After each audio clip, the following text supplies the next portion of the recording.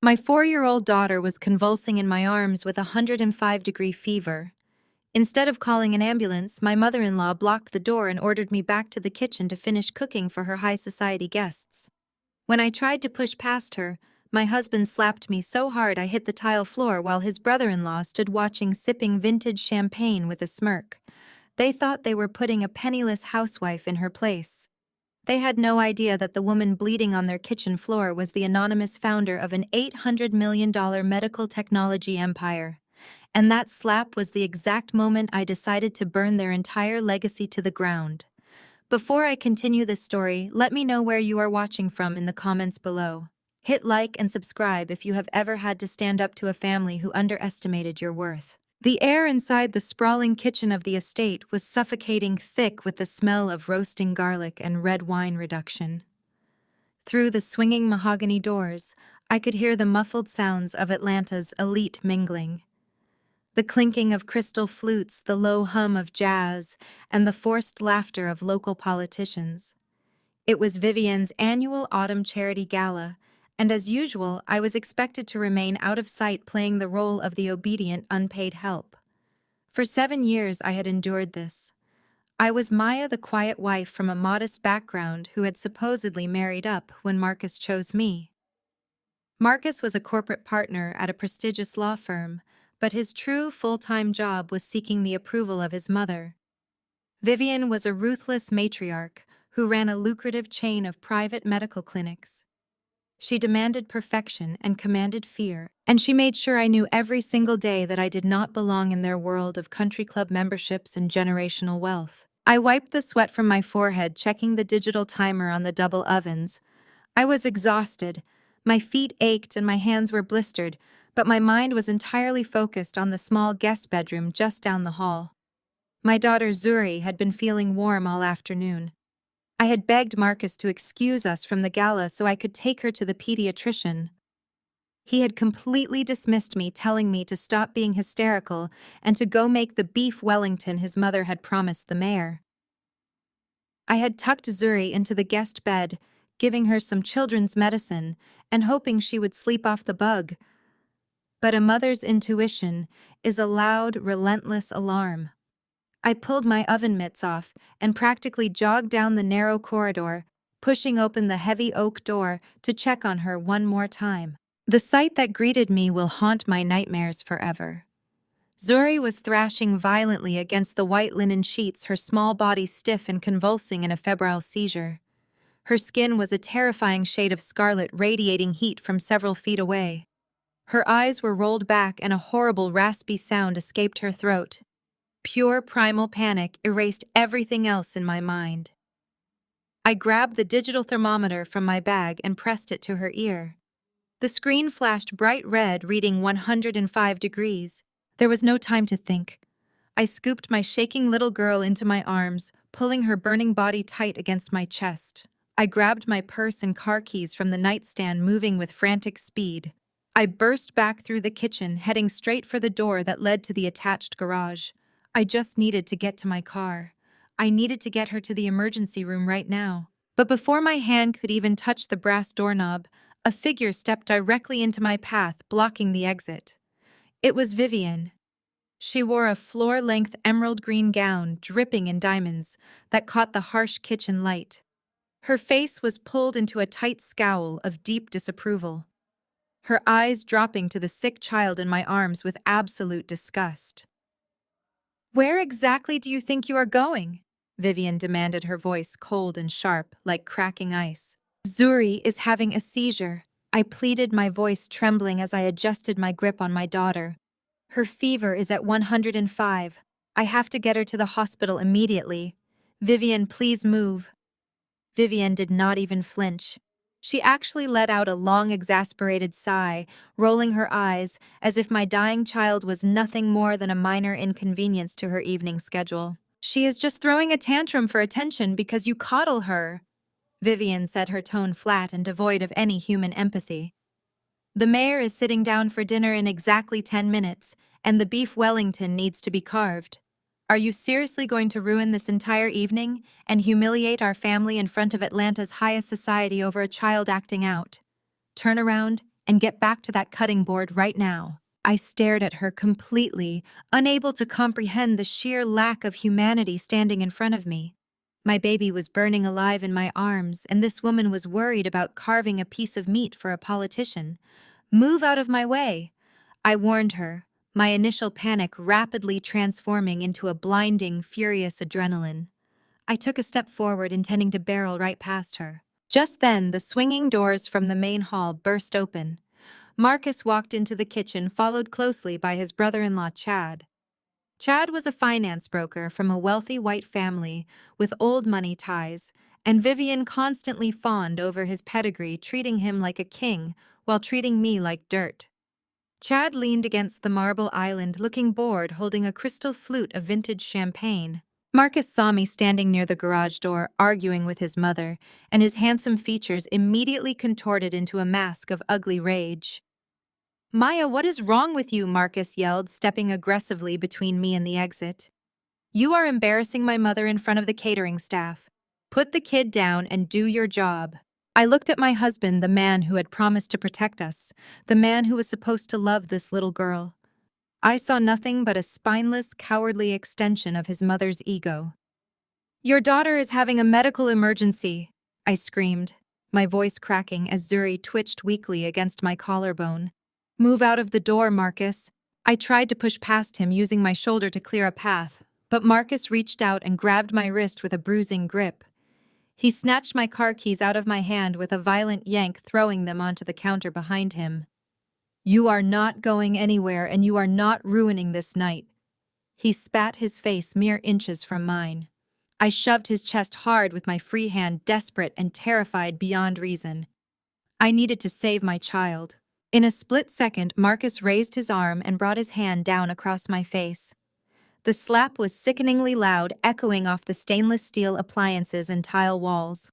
The force of the blow snapped my head to the side and threw me completely off balance. As I fell toward the hard ceramic floor, my only thought was Zuri.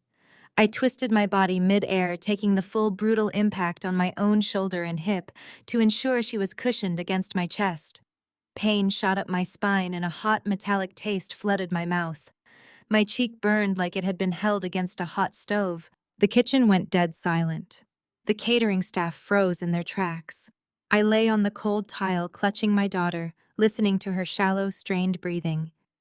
I slowly lifted my head and looked up. Marcus stood over me, his chest heaving slightly. He looked momentarily surprised by his own violence, but his eyes quickly hardened, showing absolutely no remorse. Behind him, Chad shifted his weight against the island. He looked down at me, sprawled on the floor with my sick child. A slow, cruel smirk spread across his face. He did not say a word to stop Marcus. He did not offer to help. He simply raised his glass, took a slow, deliberate sip of his champagne, and watched me like I was entertaining reality television. In that exact moment, sitting on the cold kitchen floor, smelling the iron of my own blood, something inside me permanently snapped. The frightened, obedient wife died right there on those tiles. I did not cry. I did not scream. I did not beg. A cold, calculating stillness washed over my mind, freezing my tears before they could even form. I slowly got to my feet, holding Zuri tightly against my chest. I did not look at Marcus again. I did not look at Vivian or Chad.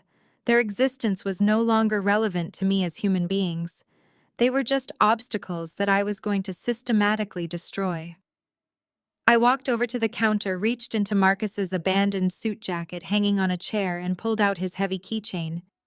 I detached the spare key fob to my car, letting the rest of his keys clatter loudly into the sink. My absolute silence unnerved them. They were expecting hysterics, a breakdown, an apology. They were not expecting a woman who had just realized her own limitless power. No one tried to stop me this time. They simply stepped back as I walked straight past them, out the door and into the cool autumn night. I strapped my unconscious daughter into her car seat, put the car in gear, and sped away from that mansion toward the emergency room, leaving my old life completely behind. The sterile fluorescent lights of Atlanta General Hospital buzzed with a low mechanical hum that seemed to vibrate directly into my skull. I paced the linoleum floor of the pediatric waiting area, the harsh smell of medical-grade antiseptic burning my nose.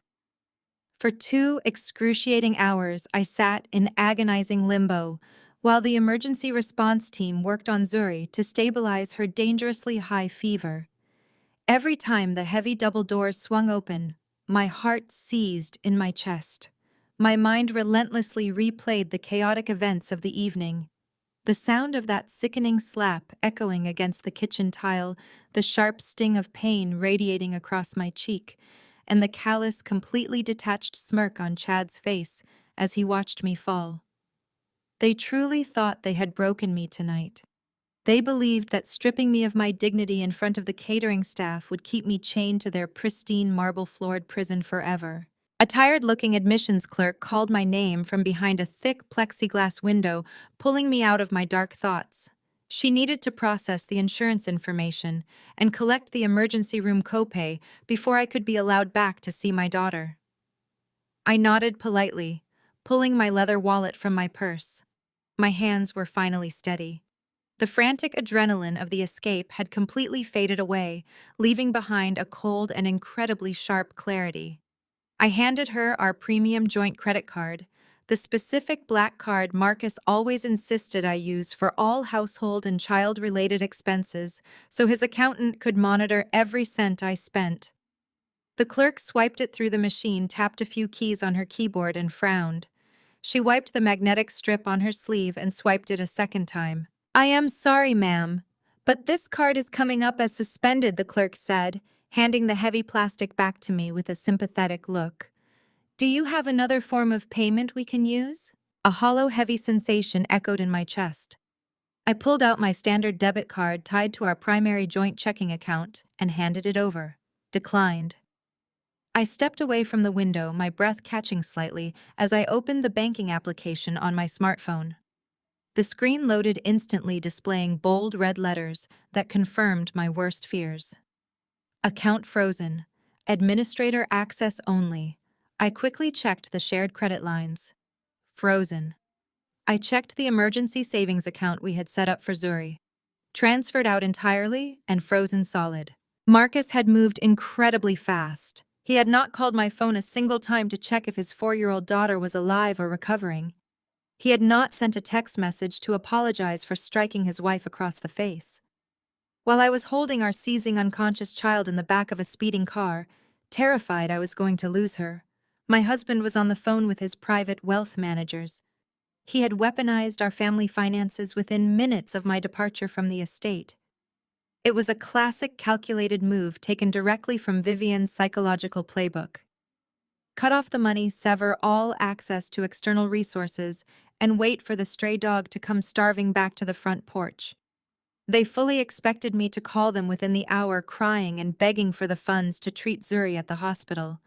They wanted me to drag myself back to that mansion on my knees, apologize for my insubordination, and quietly resume my place in the kitchen like a good, obedient servant. I looked down at the handful of declined cards resting in my palm. A year ago, this exact scenario would have terrified me beyond rational thought. I would have felt the crushing, suffocating weight of complete financial dependency tightening around my throat. I would have believed their toxic lie that I was absolutely nothing without the mighty Marcus and his generational family wealth. But tonight, their financial ambush did not evoke a single drop of fear. Instead, it evoked a dark, genuine amusement that curled the corners of my mouth. Marcus had just handed me the final piece of moral justification I needed. He had proven beyond a shadow of a doubt that his precious bank accounts meant more to him than his own flesh and blood. I reached deep into the hidden zippered compartment of my purse and pulled out a sleek, heavy metal card. It bore no name, no bank logo, only a secure routing sequence etched into the back. It was tied directly to a private offshore account, one of several completely untraceable accounts I had established when Nova Health secured its Series B funding round. I handed the metal card back to the clerk. She swiped it, and the transaction was approved instantly with no limits. I paid the exorbitant emergency room bill without a second thought. Just as I pocketed the printed receipt, the swinging double doors of the pediatric wing pushed open. A senior doctor in blue scrubs walked toward me with a tired but immensely reassuring smile. Your daughter is an incredibly resilient little girl, he said, lowering his medical clipboard. We brought the fever down with a rapid cooling protocol and intravenous medications. The seizure was terrifying for you to witness, but it was a typical febrile response to the sudden spike in temperature. She is completely stable, resting comfortably, and entirely out of danger. We will keep her overnight for observation just to be safe, but she's going to be perfectly fine. The profound, overwhelming relief that washed over me was indescribable. The heavy, suffocating terror I had carried since finding Zuri convulsing on that guest bed finally evaporated into the sterile hospital air. I followed the doctor down the quiet, hushed corridor to the pediatric recovery unit. Through the large glass window of her private room, I saw my beautiful little girl. She was sleeping soundly, breathing softly and evenly, her sweet face restored to its normal, peaceful color. She was safe. She was secure. And she was never going back to that toxic house as long as I had breath in my lungs. I stood before the hospital glass for a long time, watching her tiny chest rise and fall. The rhythmic, reassuring beeping of the heart monitor anchored me to the present moment. The maternal panic that had driven me here was entirely gone. The obedient, submissive wife they thought they controlled was dead. Only the architect of their total destruction remained standing in the hallway. I turned away from the glass window and began walking down the long, empty hospital corridor. My stride was even powerful and perfectly measured. The sharp click of my heels against the polished linoleum echoed through the silence like the ticking of a countdown clock. I bypassed all the standard contacts on my phone and opened an encrypted communication application I had custom built myself. I navigated to a single secure contact saved simply under an initial. I pressed call and brought the phone to my ear, my eyes fixed straight ahead on the exit doors. The encrypted line rang exactly once before a smooth, deep voice answered. It was Andre, my silent partner, primary investor, and the billionaire shark who had helped me navigate the ruthless, cutthroat waters of tech acquisitions. Andre was a man who understood absolute power, and more importantly, he understood my grand vision. He knew the ugly truth about my domestic prison, and he had been waiting patiently for 3 long years for me to finally give the green light. Maya Andre said, his tone instantly alert and immediate. He knew I never called on this highly secure line unless the situation was critical. The time for waiting is over, I said, my voice slicing through the quiet hospital hallway with absolute precision. Zuri is safe and out of danger. I am officially out of that house. But Marcus just moved to freeze all of our joint assets and credit lines. He actually thinks he is cutting off my air supply tonight. He thinks he can starve me into submission and force me back. I could hear the subtle, dangerous shift in Andre's breathing on the other end of the line. The quiet rustle of him sitting up straight in his leather chair. He made his move, Andre stated, confirming the harsh reality of the war we were about to start. He made his final mistake, I corrected smoothly, my pace never slowing. I am done playing the invisible housewife. I am done letting Vivian and her classist parasites dictate my worth to the world. Activate the hostile protocol immediately. There was a brief, electrifying silence on the phone. The gears of an $800 million machine were already beginning to turn in the dark. Unlock Nova Health. I continued, my voice unwavering and cold as steel. Unseal my founder identity across all public and legal channels. I want my real name on every corporate document, every patent, and every press release by tomorrow morning. Contact the federal authorities regarding the massive compliance file I sent you last month on Vivian's medical clinics. Start drawing the net right now, Andre. I want them to lose absolutely everything. Consider it done, Madame CEO, Andre replied, the fierce, undeniable satisfaction clear in his deep voice. We strike at dawn. I ended the call and slipped the phone back into my pocket. The hospital corridor stretched out before me, bright and spotless. I had walked into this building an hour ago as a victim, a desperate, terrified mother begging for her child's life while fleeing an abusive husband. I was walking out as a queen, fully ready to reclaim her empire. The arrogant elite circles of Atlanta were about to wake up to a massive financial earthquake, and the epicenter was going to swallow Marcus and his precious mother whole. By the time the morning sun cast its long slanted shadows across the manicured lawns of the estate, the narrative had already been completely rewritten. Inside the formal dining room, the atmosphere was thick with a toxic, almost dizzying arrogance. Vivian sat at the head of the long mahogany table, sipping her black coffee with the calm satisfaction of a predator who had just trapped her prey. She held her smartphone to her ear, her voice dripping with manufactured grief and perfectly calibrated distress. She was systematically working her way through her exclusive contact list, mobilizing the wealthy wives' country club presidents and influential sorority alumni who controlled the social ecosystem of the city. The lie she spun was a masterpiece of character assassination. Vivian claimed I had suffered a complete mental breakdown. She whispered in hushed, dramatic tones that I had been hiding a secret affair for months and that the guilt had finally driven me insane. She told everyone who would listen that I had completely lost my mind, kidnapped my sick child in the dead of night, and run off with a mysterious lover just to escape my basic duties as a wife and mother. By noon, the vicious rumors had infected every high society circle in Atlanta.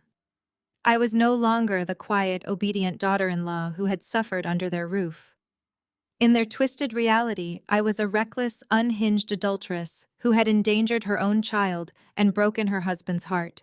While Vivian poisoned my social reputation, Marcus weaponized the legal system. He walked into his corporate law firm with the smug, untouchable swagger of a man who believed he held all the winning cards. Within hours, he had his aggressive legal team draft and file an expedited petition for divorce. The demands outlined in those legal documents were designed to absolutely crush my spirit and leave me entirely destitute. He filed for emergency sole legal and physical custody of Zuri, citing my supposedly erratic and dangerous behavior as an immediate threat to her well-being.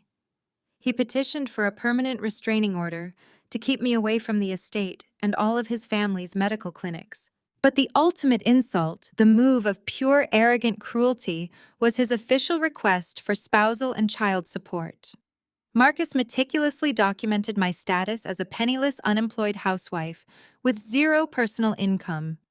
He demanded that the court force me to pay him monthly compensation, knowing full well he had frozen every joint asset and credit line attached to my name just hours earlier. He wanted me legally branded as a deadbeat mother, buried in aggressive legal fees I supposedly could not afford, and forced to beg for supervised, heavily restricted visits with my own daughter. He thought he was locking the final padlock on my cage. They expected me to break. They expected my phone to ring constantly with my tearful apologies and desperate pleas for financial mercy. They were waiting for the inevitable moment when the reality of being a broke single mother would drive me back to their doorstep. But my phone remained completely silent. I was sitting in the sunlit living room of a highly secure luxury penthouse that Andre had arranged before dawn. Zuri was curled up beside me on the plush velvet sofa, her fever entirely broken, happily watching her favorite animated movie while eating a bowl of fresh strawberries. She was safe, comfortable, and blissfully unaware of the war raging outside. That was the only thing that mattered to me. My personal smartphone lay on the glass coffee table, lighting up continuously, with threatening emails from Marcus's legal team and fake probing text messages from Vivian's society friends trying to extract information. I did not answer a single one. I did not block them either. Let them talk. Let them build their tower of lies as high as they possibly could. It would only make the inevitable fall that much more destructive. I opened my sleek silver laptop and bypassed my regular network, logging directly into a highly secure encrypted cloud server. What Marcus and Vivian did not know was that my technological expertise extended far beyond corporate healthcare software. 8 months ago, when Vivian started systematically dismissing the household staff to exert more direct control over my daily movements, I had taken it upon myself to upgrade the estate's smart home system. Under the guise of improving the wireless network for Marcus's home office, I had discreetly installed a series of high-definition audio-enabled micro-cameras in every major common area of the mansion. The system was entirely untraceable, running on a separate encrypted frequency that fed directly into my personal private server. I typed in my master passcode and pulled up the video archive from the previous evening. The media file loaded instantly, displaying the chaotic scene in the kitchen with crystal clarity. I watched the digital timestamp tick forward, a cold, analytical detachment washing over me as I witnessed my own assault from a third-person perspective. The audio recording was pristine. Vivian's callous, venomous voice echoed through the laptop speakers as she literally ordered me to abandon my seizing, dying child just to carve a piece of meat for a politician. The camera angle perfectly captured the cold, apathetic sneer on Chad's face as he leaned against the marble island, sipping his expensive champagne like he was watching a theatrical performance. And then came the defining, undeniable moment. The wide-angle lens caught every micro-expression on Marcus's face as he lunged forward. It recorded him grabbing my wrist with bruising force, snatching the car keys from my hand, and delivering a brutal, open-handed strike across my cheek. The microphone captured the sickening, sharp sound of the impact, my violent fall to the ceramic tile, and the exact, desperate way I twisted my body mid-air to protect Zuri from the hard floor. Most damning of all, the recording captured the complete lack of basic human empathy from all three adults as I lay bleeding on the ground. No one reached out to help. No one checked on the seizing child. They simply watched me bleed. It was a masterpiece of indisputable, horrifying truth. I watched it twice to ensure the quality was undeniable. Then I downloaded the raw, unedited footage and securely backed it up to 3 separate offshore servers. I carefully compiled the video clips, along with digital copies of Marcus's newly filed absurd divorce demands and screenshots of Vivian's slanderous text messages. They were loudly and proudly painting a public picture of an unstable, abusive woman who had abandoned her perfect family. But I held the absolute verified proof that they were the actual monsters. I drafted a highly encrypted email to Andre attaching the comprehensive digital dossier. My instructions were brief, precise, and completely ruthless. Send this footage directly to my private legal team, I typed. Tell them to prepare the countersuit for sole custody, domestic battery, and financial abuse, but hold the legal filing until I give the explicit command. Let Marcus commit perjury on his official court documents. Let Vivian lie to every influential person in the state of Georgia. I am going to let them stand confidently in front of the entire world, and then I am going to pull the floor completely out from under them. The morning sun had barely crested the Atlanta skyline, casting long golden rays through the sterile hospital blinds when the heavy door to Zuri's recovery room swung open. There was no gentle knock. There was no inquiry about my daughter's condition. The intrusion was abrupt and violent, shattering the fragile peace of the pediatric ward. Chloe Marcus's younger sister marched into the room, flanked by her husband Chad.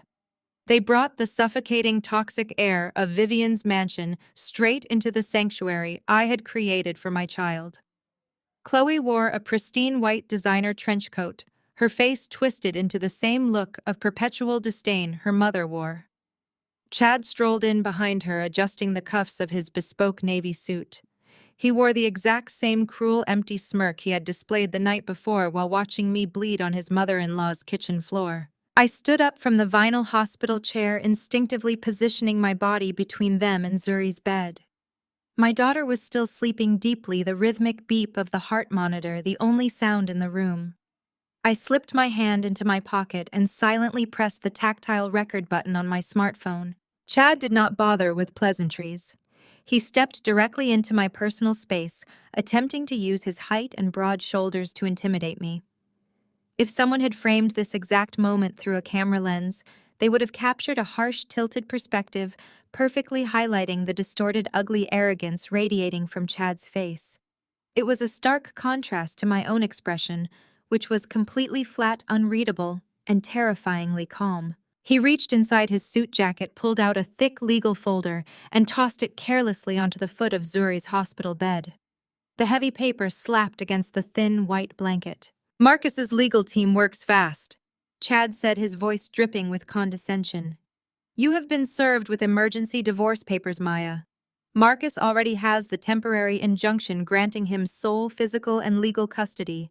The judge signed off an hour ago based on your erratic, unstable behavior last night. Chloe crossed her arms, looking around the sterile hospital room with blatant disgust.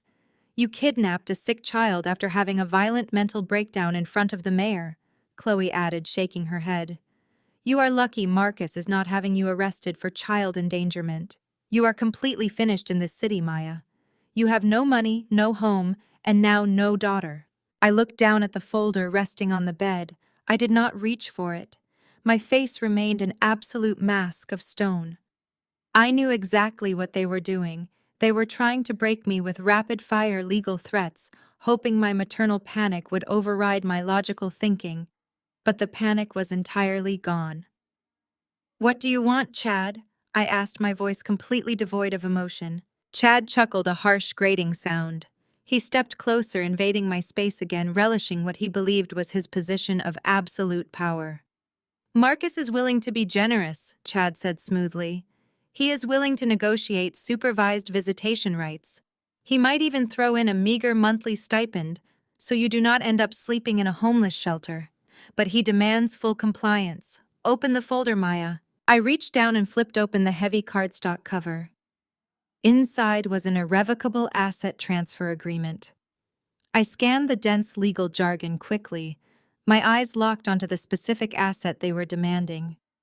It was an LLC I had registered exactly 3 years ago. The name of the holding company was vague and nondescript. Marcus had always mocked it, assuming it was just a silly little hobby project I played around with to pretend I was a businesswoman. He thought it was a completely worthless shell company.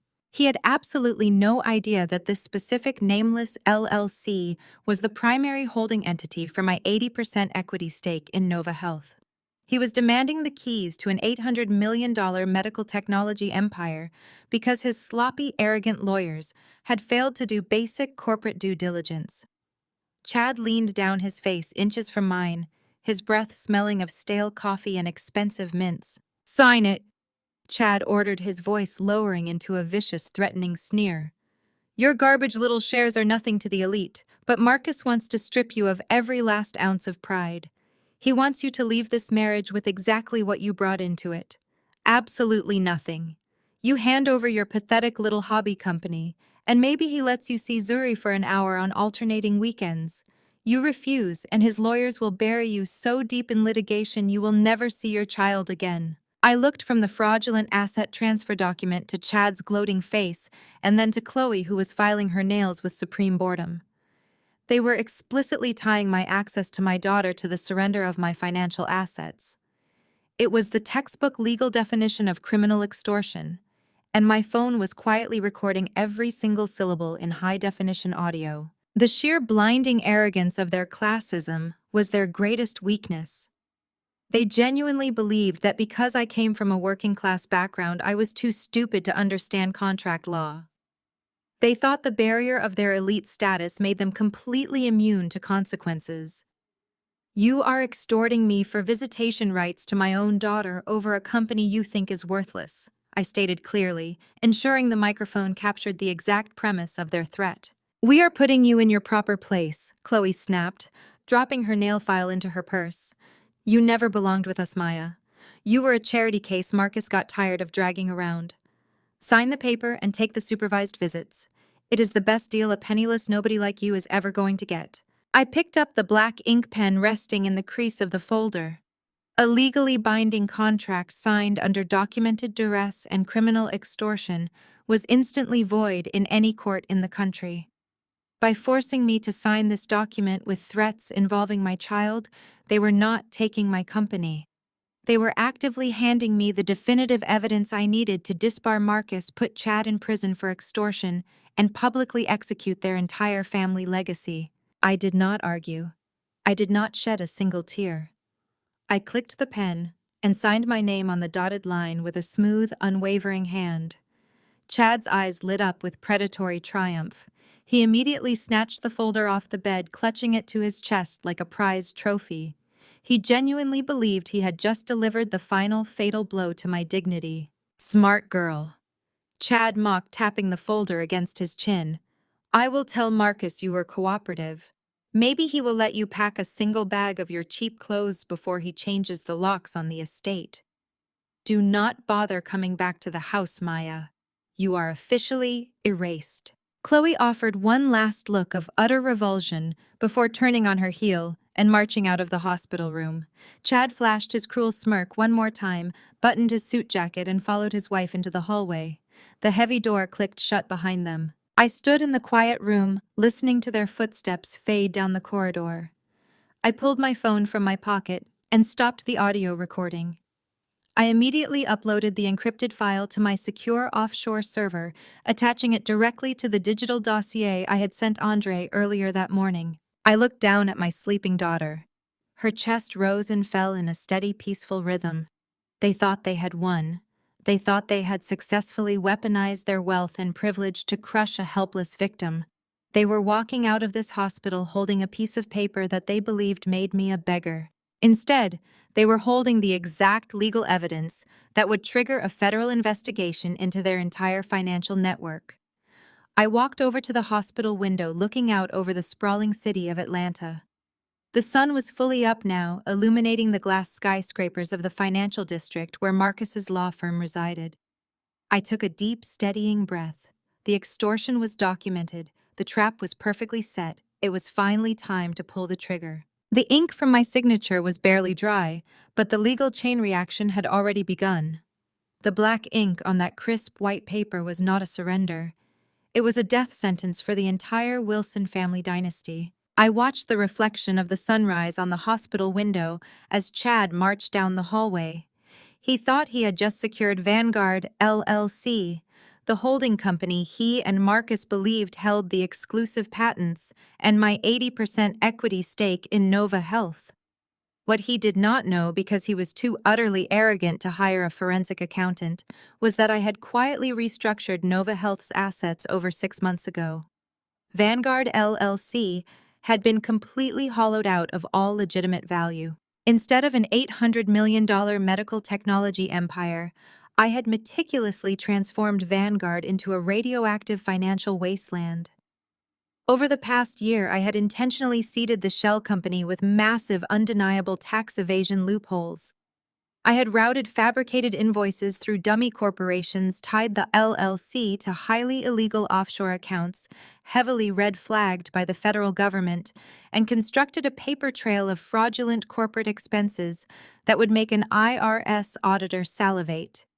It was a perfectly constructed financial bomb, sitting dormant, waiting for a greedy hand to pick it up. And Chad, fueled by Vivian's malice and Marcus's spite, had just sprinted into the room and snatched it. By legally forcing me to transfer ownership of Vanguard LLC directly to Marcus's personal portfolio under the guise of an extortionate divorce settlement, they had not stripped me of my wealth. They had just voluntarily assumed absolute documented liability for tens of millions of dollars in federal tax fraud. The sheer poetic justice of it brought a genuine cold smile to my face.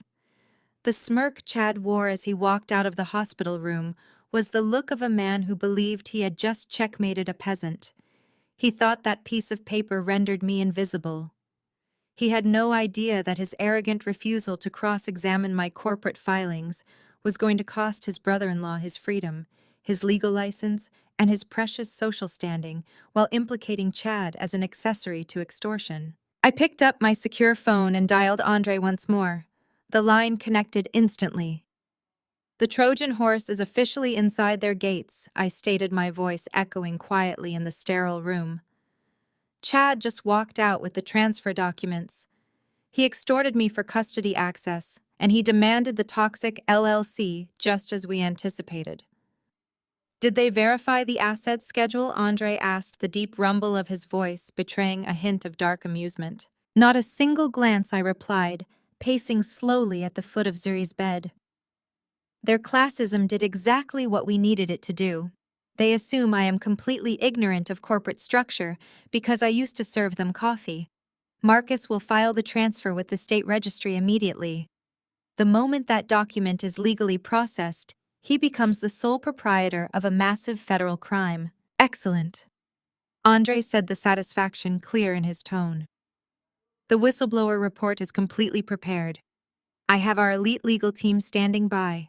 The minute Marcus registers that company, the automated alerts will trigger a direct anonymous tip to the Internal Revenue Service and the Securities and Exchange Commission. We are handing the federal government a neatly wrapped package of corporate fraud with Marcus's signature right on the top. Do not launch the countersuit for domestic battery and sole custody just yet. I instructed, my eyes fixed on the Atlanta skyline. Let the federal financial charges hit them first. I want Marcus completely paralyzed, his assets frozen by the government, and his prestigious law firm panicking to distance themselves from him. I want Vivian's elite country club friends to wake up to breaking news that the mighty Wilson family is under federal investigation for tax evasion and racketeering.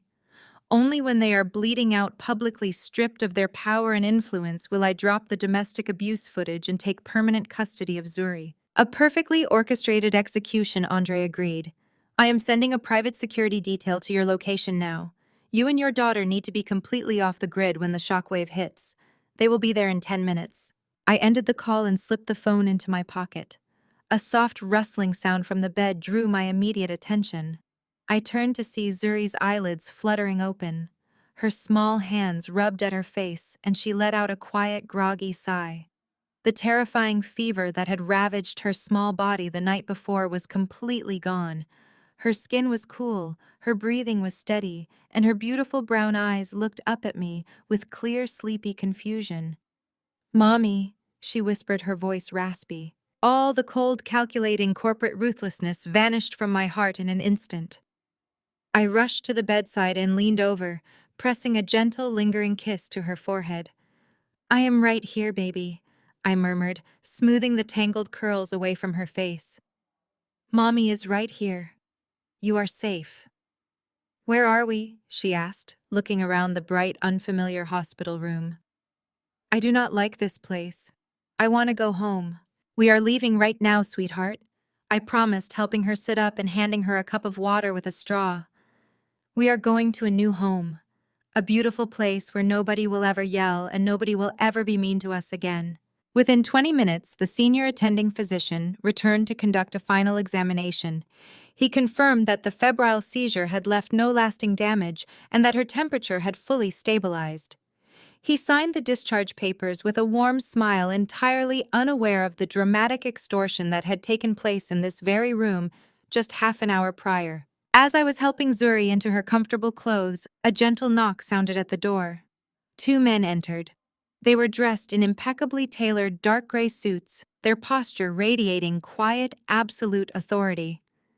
They were Andre's private security detail, highly trained professionals who operated in the shadows of the corporate elite, ensuring high-value targets remained invisible. Ms. Maya, the taller of the two, said respectfully, offering a slight nod.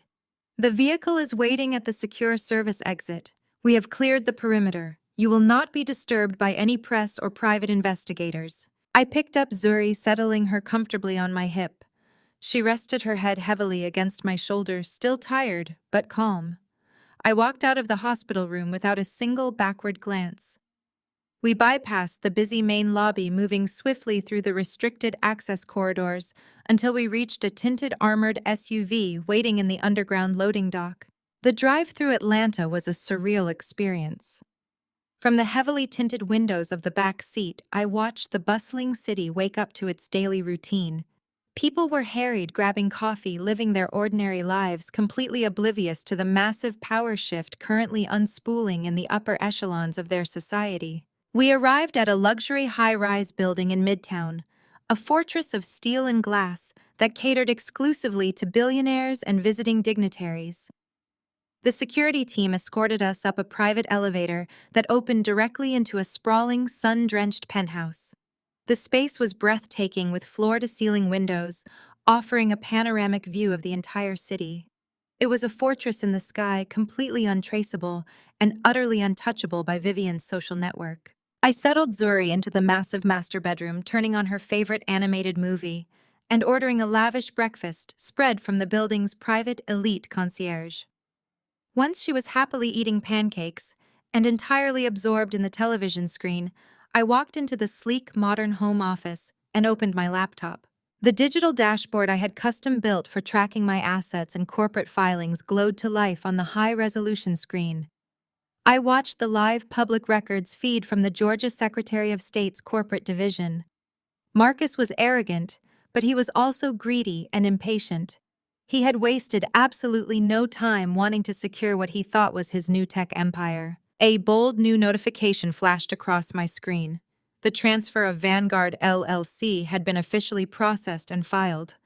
Marcus had aggressively rushed the paperwork through his firm's priority channels, legally binding himself as the sole owner, primary shareholder, and managing director of the shell company. I stared at the confirmation stamp on the digital document. My signature, the one Chad had practically sneered at, sat innocently at the bottom of the page. It was a fatal stroke of ink that sealed their fate. I hit a single key on my laptop, executing the automated script I had prepared weeks ago. Instantly, an encrypted data packet containing hundreds of pages of incriminating financial ledgers, fake invoices, and illegal offshore routing numbers was securely transmitted directly to the fraud division of the IRS and the enforcement branch of the SEC. The net had been cast. The prey was securely tangled in the mesh. Marcus thought he had executed a brilliant, merciless corporate takeover that would leave me begging on the streets. He did not realize he had just locked himself inside a burning building, and I had just thrown away the only key. The untouchable elite of Atlanta were about to experience a devastating, catastrophic fall, and I was going to enjoy watching every single second of it from the absolute top. The live video feed from the micro camera, hidden deep within the ornate crown molding of Vivian's private study, flickered onto my laptop screen. The encrypted transmission created a slight rhythmic vibration in the visual feed, giving the high-definition footage a raw, handheld, and distinctly unstable quality. It was a visual distortion that perfectly mirrored the absolute panic currently consuming the room. Vivian was not sitting behind her massive oak desk, projecting her usual icy, aristocratic dominance. She was pacing the length of the Persian rug like a cornered animal, her perfectly manicured hands trembling as she poured a heavy measure of straight vodka into a crystal tumbler. Her pristine designer suit looked rumpled, and the mask of serene southern elegance she wore for the world had completely melted away, revealing the terrified, ruthless operator underneath. Standing rigidly in front of the fireplace were Marcus and Chad. They looked like scolded schoolboys, their previous arrogance entirely evaporated in the face of Vivian's blistering wrath. "I have spent 30 years building this medical empire," Vivian screamed, slamming her glass down on the mahogany side table with enough force to threaten the crystal. 30 years cultivating relationships, bribing regulators, and paying off medical boards to look the other way. And you are telling me that the Federal Bureau of Investigation just walked into 3 of my flagship clinics and boxed up a decade of patient records? Marcus ran a shaking hand over his face, his usually perfect hair disheveled. "The subpoenas are sealed, Mother, but my contacts at the federal courthouse confirm the scope of the grand jury probe. It is a coordinated strike by the Department of Justice. They are looking directly at the Medicare billing divisions. They have algorithms now. They found the phantom patients, the upcoded diagnostic tests, and the fraudulent steroid injections we billed to the government for elderly patients who never even walked through our doors." Vivian's clinics had always been a glittering facade. Behind the spa-like waiting rooms and the celebrity endorsements, her business model was built on systematic, aggressive federal healthcare fraud. She had spent a decade bleeding the Medicare system dry, generating millions in fake billing codes to fund her lavish lifestyle. She believed she was too wealthy and too connected to ever face a federal audit. She was wrong. "We need an anchor," Vivian demanded, her voice dropping to a dangerous, desperate hiss. "We need a massive influx of legitimate, undeniable medical capital to wash our books." We need to merge the clinics into a pristine corporate entity immediately so we can hide the fraudulent ledgers under a mountain of new clean data. Marcus, tell me you secured the Nova Health patents from your worthless wife. Tell me we have that technology to leverage against the federal prosecutors. Marcus swallowed hard, his Adam's apple bobbing nervously against his expensive silk tie. This was the moment. I leaned closer to my laptop screen, my eyes fixed on Marcus's pale, sweating face. I forced her to sign over Vanguard LLC this morning. Marcus stammered, his voice lacking any of its usual courtroom bravado. Chad executed the transfer at the hospital. But mother, I had my forensic team open the corporate vault an hour ago. Vanguard is completely empty. The Nova Health patents are not there. The proprietary software is not there. The equity shares are gone. She hollowed out the entire holding company months ago. Vivian stepped forward and slapped Marcus across the face. The sharp crack echoed through the hidden microphone. You arrogant, useless fool, she spat, her face inches from his. You let a community college dropout outmaneuver you in corporate law. You were so focused on crushing her ego that you did not even bother to cross-examine the asset schedule before executing the transfer. Chad shifted uncomfortably, tugging at the collar of his shirt. We can still fix this, Vivian. Nova Health recently initiated a private funding round before their initial public offering. The real shares are currently being brokered through a private offshore equity firm. If we buy a controlling stake in Nova Health today on the open market, we can force the merger. The federal government will back off if they see us partnered with a billion-dollar medical unicorn. We just need the liquid capital to execute the buyout. Vivian glared at her son-in-law. My liquid assets are currently frozen in offshore accounts that the feds are already monitoring. If I move $50 million to buy Nova Health shares right now, it will trigger an immediate asset seizure by the Department of Justice. We cannot use family money. Chad's eyes darted around the room. The sheer intoxicating allure of greed began to visibly override his fear. Chad was a junior partner at one of Atlanta's most elite wealth management firms. He spent his days managing the aggressive growth portfolios and retirement accounts of the city's wealthiest athletes, entertainers, and real estate developers. I can secure the capital, Chad said, his voice dropping into a conspiratorial whisper. I can broker the acquisition through a shadow entity. Marcus stared at him. How? Your personal accounts do not have that kind of leverage. I have access to over $300 million in client funds. Chad replied, the sickening reality of his plan taking shape in the quiet room. I manage the discretionary investment portals for 12 high-net-worth clients. If I bypass the firm's secondary compliance protocols, I can temporarily divert their liquid capital into a slush fund. I will use their money to purchase the Nova Health equity block. Once the merger with your clinics is announced and the Nova Health valuation skyrockets, I will quietly sell off a fraction of the newly appreciated shares, replace the stolen client funds before the quarterly statements are generated, and pocket the massive broker commission for myself. No one will ever know the money was temporarily moved. I sat back in my velvet chair in the penthouse, letting out a slow, quiet breath of absolute disbelief. The sheer magnitude of their corruption was staggering.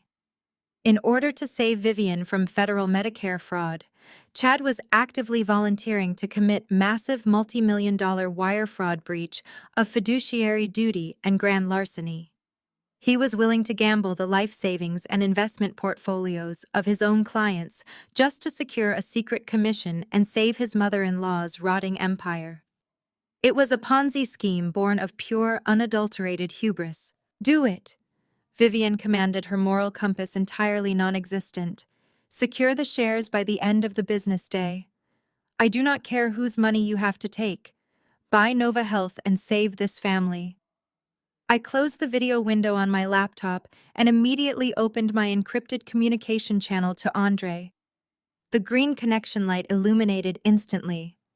Tell me you caught that, I said, my voice sharp and electrified with adrenaline. I caught every single word, Andre replied, his deep voice radiating a dark, predatory joy.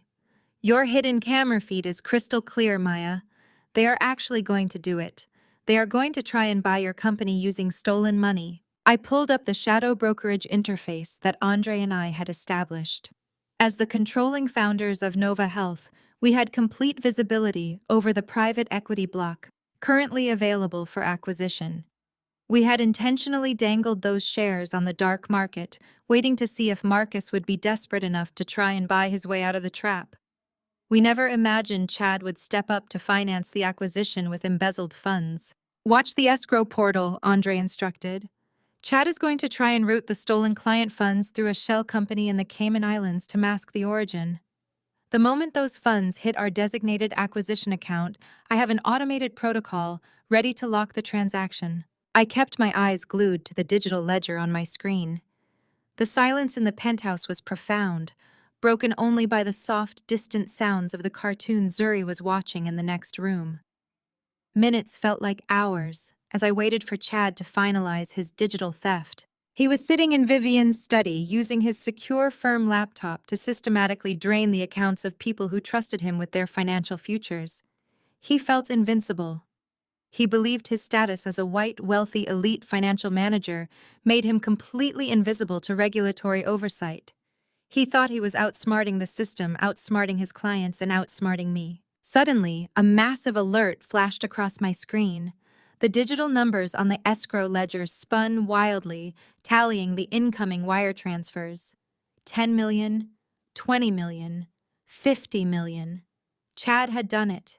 He had successfully siphoned $65 million of stolen client funds and wired them directly into our anonymous acquisition account to purchase the Nova Health shares. "Lock it down," I commanded, my voice cold as ice. "Done," Andre confirmed.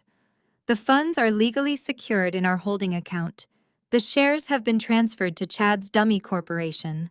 The transaction is complete and permanently recorded on the Federal Banking Registry." I leaned back, a profound, chilling sense of victory settling over me. Chad believed he had just saved the Wilson family dynasty. He believed those shares would legitimize Vivian's clinics and stop the FBI investigation. He had no idea that he had just purchased equity in a company that I entirely controlled. He did not realize that the moment Vivian tried to publicly claim those Nova Health shares to shield her clinics, I would step out from the shadows as the true chief executive officer and publicly deny any merger, rendering their newly acquired shares entirely useless for their scheme. More importantly, Chad had left a massive, glaring digital footprint. By transferring stolen money across international lines to purchase equity, he had triggered mandatory federal anti-money laundering alerts. "Execute Phase 2. "Andre," I said softly, watching the Atlanta skyline gleam in the afternoon sun. "Take the financial logs showing Chad's unauthorized wire transfers and send them directly to the managing partners at his wealth management firm. Send a duplicate copy to the Financial Crimes Division of the FBI. Let them see exactly how Chad funded his little side hustle today." "Consider the fuse lit," Andre replied. "By tomorrow morning, Vivian will be facing federal indictment for Medicare fraud. Marcus will be drowning in the IRS tax evasion trap you set with Vanguard, LLC, and Chad will be dragged out of his corner office in handcuffs for embezzling $65 million. I closed my laptop and let out a long, shuddering sigh. The architecture of their total destruction was fully complete. They had mocked my origins, belittled my intelligence, and tried to strip me of my child. But in the end, I did not even have to destroy them. I simply handed them the rope, and their own blinding classist arrogance had driven them to tie the noose, place it around their own necks, and kick away the chair.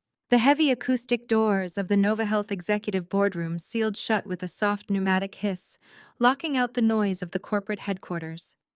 If a camera were tracking this exact moment, it would be circling my high-backed leather chairman's chair in a slow, continuous loop, capturing the stark contrast between the intentionally darkened room and the brilliant, blinding glare of the massive wall monitor. I sat perfectly still in the shadows, completely invisible to the webcam mounted at the front of the long glass conference table. At the head of the visible table sat Andre, projecting the absolute authority of a billionaire venture capitalist. Flanking him were three of my most ruthless senior board members. I wore a sleek, nearly invisible wireless earpiece and a lapel microphone. I was the ghost in the machine, the invisible architect controlling every single piece on the chessboard. The encrypted Zoom connection chimed and the giant screen split into a dual grid. Marcus's face materialized on the monitor. The transformation in my husband was astonishing. Just 24 hours ago, he had stood in his mother's kitchen, radiating the untouchable sadistic confidence of a man who owned the world. Now sitting in his law firm's remote conference room, he looked like a cornered rat. His custom-tailored suit looked slightly rumpled.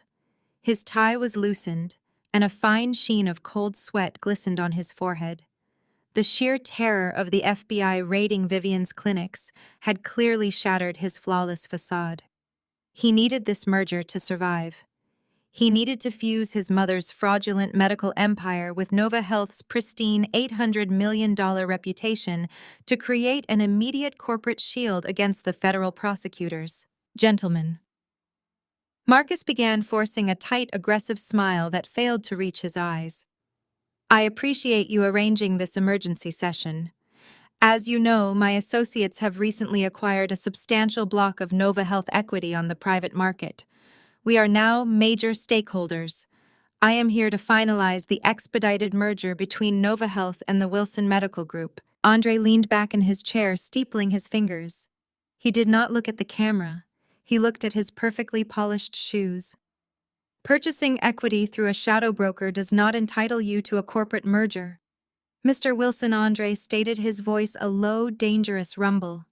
It simply makes you an investor. An investor we are currently evaluating with extreme prejudice. Marcus bristled, his ego flaring up instantly. I am not here to ask for permission, Andre. My mother's clinics are the premier medical facilities in the Southeast. A merger with us provides Nova Health with unparalleled regional infrastructure. We are offering you a golden ticket. I have the finalized contracts ready for your CEO's signature. Let us bypass the posturing and get your chief executive on the screen. I pressed my finger against my lapel microphone. Tear his valuation apart, I whispered in the dark. Tell him we see the rot. Andre did not miss a beat. We have conducted a preliminary audit of the Wilson Medical Group, Marcus. We are seeing highly irregular billing patterns, unexplained revenue spikes tied to Medicare coding that frankly look like aggressive upcoding or outright fraud. Our analysts consider your infrastructure a massive federal liability.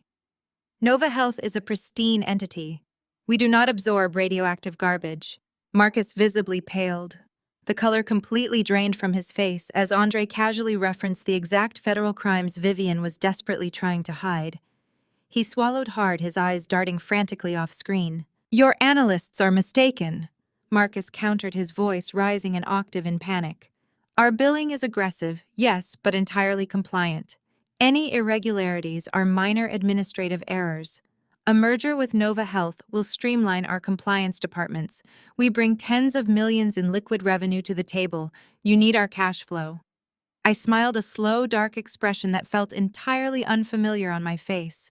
I pressed the microphone again. Ask him about his personal liabilities. Ask him about me.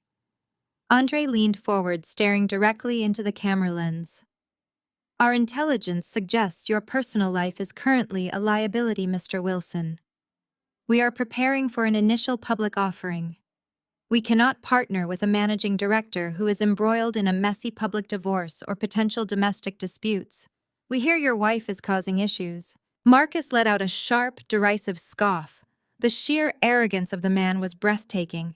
He was sitting there fighting for his financial life, and he still could not resist the urge to belittle me. My soon-to-be ex-wife is a nobody, Marcus sneered, waving his hand dismissively at the camera. She is a low-class, unstable woman, suffering from a severe mental breakdown. She is completely destitute and entirely neutralized. My legal team has already secured sole custody of our child and frozen her out of existence. She poses zero threat to this merger or to your public offering, I guarantee it. The silence in the boardroom was absolute. Andre glanced subtly toward the shadows where I sat. My face remained a mask of stone, but the rage burning in my chest was absolute. He had just bragged about destroying me directly to my face, entirely blind to the reality that I held his throat in my hands. Execute the final condition I commanded through the microphone, my voice dropping to a freezing whisper. Strip him of the house. Take everything. Andre nodded slightly. You guarantee she is neutralized, Marcus. That is reassuring. But verbal guarantees are worthless in this boardroom. Marcus gripped the edges of his desk. What do you want, Andre? Name your terms. We need this merger announced to the press by the close of business today. We require a hard asset collateral. Andre stated, his tone leaving absolutely zero room for negotiation. If we are going to absorb the potential federal liabilities of your mother's clinics, we demand a personal guarantee to underwrite the risk. We want the deed to the Wilson family estate in Buckhead. Marcus froze. His mouth opened, but no sound came out. The ancestral mansion was the absolute crown jewel of Vivian's identity.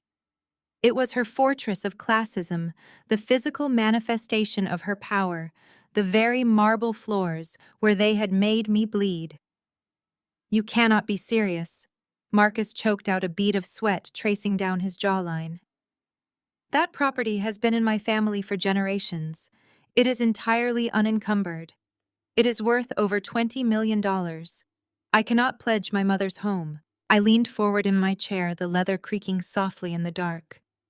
Press him, I whispered. Tell him the FBI is already at the door. Tell him he signs or he goes to prison. You do not have the luxury of negotiation. Mr. Wilson, Andre said, his voice cracking like a whip through the speakers. We know the Department of Justice is currently raiding 3 of your flagship locations. We know you are desperate for a corporate shield. You sign over the unencumbered deed to the Buckhead estate as a risk collateral right now, or I terminate this call, block the merger, and let the federal prosecutors dismantle your family piece by piece. Marcus looked like he was suffocating. His eyes were wide, darting wildly around his office as if searching for an escape route that did not exist. He was trapped. He knew Vivian would murder him for mortgaging her precious mansion, but he also knew that without the Nova Health merger, they were all going to federal prison. The silence dragged on for 30 agonizing seconds. I watched the mighty, untouchable Marcus Wilson physically break on the monitor. His shoulders slumped. The arrogant fire in his eyes died, replaced by the hollow, terrified stare of a defeated man. Send the digital transfer documents, Marcus whispered, his voice trembling with defeat. I will electronically sign the collateral agreement. But you release the merger press statement the absolute second the ink is dry. Andre tapped his keyboard. The legal documents meticulously drafted by my attorneys the night before were transmitted to Marcus's terminal. I watched my husband open the file. He did not read the terms. He was too panicked, too desperate to stop the bleeding. He simply scrolled to the final page and applied his encrypted digital signature, legally transferring the full ownership deed of the Wilson estate to a subsidiary holding company entirely controlled by me. The transfer is confirmed, Andre stated coldly. Marcus let out a ragged, exhausted breath. We are partners now, Andre. Release the press statement. Save my clinics. Andre looked directly into the camera. There will be no press statement, Marcus. There will be no merger. Marcus jerked forward, his face contorting in shock. What are you talking about? I just gave you the deed to my mother's house. Chad just wired you $65 million for equity. You are legally bound. Andre allowed a slow, chilling smile to spread across his face. Chad wired $65 million of stolen client funds into an offshore account that the FBI is currently tracking. You just voluntarily surrendered your only hard asset to underwrite fraudulent clinics. Nova Health is not merging with a criminal enterprise. We are liquidating it. You cannot do this, Marcus screamed, slamming his fists onto his desk, his face turning an apoplectic shade of crimson. I demand to speak to your CEO right now. Bring the chief executive onto this screen immediately. I stood up from the shadows. I walked slowly into the harsh, bright light of the boardroom, stepping directly behind Andre's chair. I looked directly into the camera lens, meeting my husband's terrified, wide eyes. You wanted to speak to the CEO, Marcus, I said, my voice echoing through the speakers with absolute terrifying clarity. I am right here. Marcus stopped breathing. His jaw went slack. The sheer incomprehensible reality of what he was seeing short-circuited his brain. He stared at the monitor, his eyes darting from my face to the luxurious corporate boardroom, unable to process how the worthless housewife he had beaten and discarded was standing at the pinnacle of the empire he was begging for mercy. Maya, he choked out the word, sounding like a death rattle. I leaned closer to the camera, placing my hands flat on the glass table. "You told Chad to take my dignity," I said softly. "You tried to take my daughter. You thought you could lock me in a cage and throw away the key. But you forgot one crucial detail, Marcus. He could not speak. He could only stare in mute, suffocating horror as the walls of his entire life closed in around him. I built the cage," I whispered, smiling right into his eyes. "And now I am locking you inside." I reached forward and severed the connection. The monitor went completely black, plunging Marcus Wilson into the dark. For 10 seconds, Marcus Wilson sat in the pitch-black conference room of his law firm, the silence ringing in his ears. The image of my face, calm and victorious, burned into his retinas. He had just signed away the deed to his mother's ancestral Buckhead estate to a ghost entity. The sheer impossibility of the situation paralyzed him. Then his survival instinct kicked in, mutating instantly into the toxic, bottomless arrogance that defined his bloodline. He slammed his hand onto the desk and let out a sharp, manic bark of laughter. His mind, entirely warped by a lifetime of privilege, desperately rewrote reality to suit his ego. It did not matter that I was the chief executive officer of Nova Health. Chad had just used $65 million to purchase a massive block of equity. In Marcus's twisted corporate logic, shareholders commanded the executive board. He believed they had not just saved their empire, he believed they had just inadvertently bought me. An hour later, the atmosphere inside the Buckhead estate was suffocatingly triumphant. If one were looking up from the marble floor, the figures of Vivian, Chad, and Marcus would appear bloated, towering monuments to unchecked greed. The grand foyer was filled with the sharp, crystalline clinking of baccarat champagne flutes. Vivian had ordered her domestic staff to open 3 bottles of vintage Dom Perignon, her icy composure fully restored. She stood by the grand fireplace, draped in silk, radiating the smug satisfaction of a queen who had just survived a peasant revolt. Chad was sprawled across a white leather sofa, his suit jacket discarded on the floor, his tie loose. He looked thoroughly intoxicated by his own perceived brilliance. He had just embezzled tens of millions of dollars from his most powerful clients, and rather than feeling the cold dread of a criminal, he felt like a god of finance. "To the new empire," Chad slurred slightly, raising his glass toward the vaulted ceiling. $65 million moved across international borders without a single alarm bell. The compliance officers at my firm are absolute amateurs. By the time I sell off the appreciated shares and replace the principal funds next quarter, they will not even know the money was gone. And I will be taking a $10 million commission for my trouble. Marcus paced the length of the room, fueled by premium liquor and adrenaline. "We did it," he declared, his chest puffed out. "The merger documents are signed. The Buckhead estate is posted as collateral, but it does not matter. The moment we announce the integration of Nova Health's technology with our clinics, the federal prosecutors will drop their investigation. We are officially too big to fail." Vivian took a slow, elegant sip of her champagne. "And what of the mysterious chief executive? Did you secure their compliance?" Marcus stopped pacing. A vicious, predatory grin spread across his handsome face. "You are going to love this, mother." The elusive visionary behind Nova Health, the genius who built an $800 million unicorn, is none other than Maya. Vivienne lowered her glass. Her perfectly arched eyebrows drew together in a rare display of genuine shock.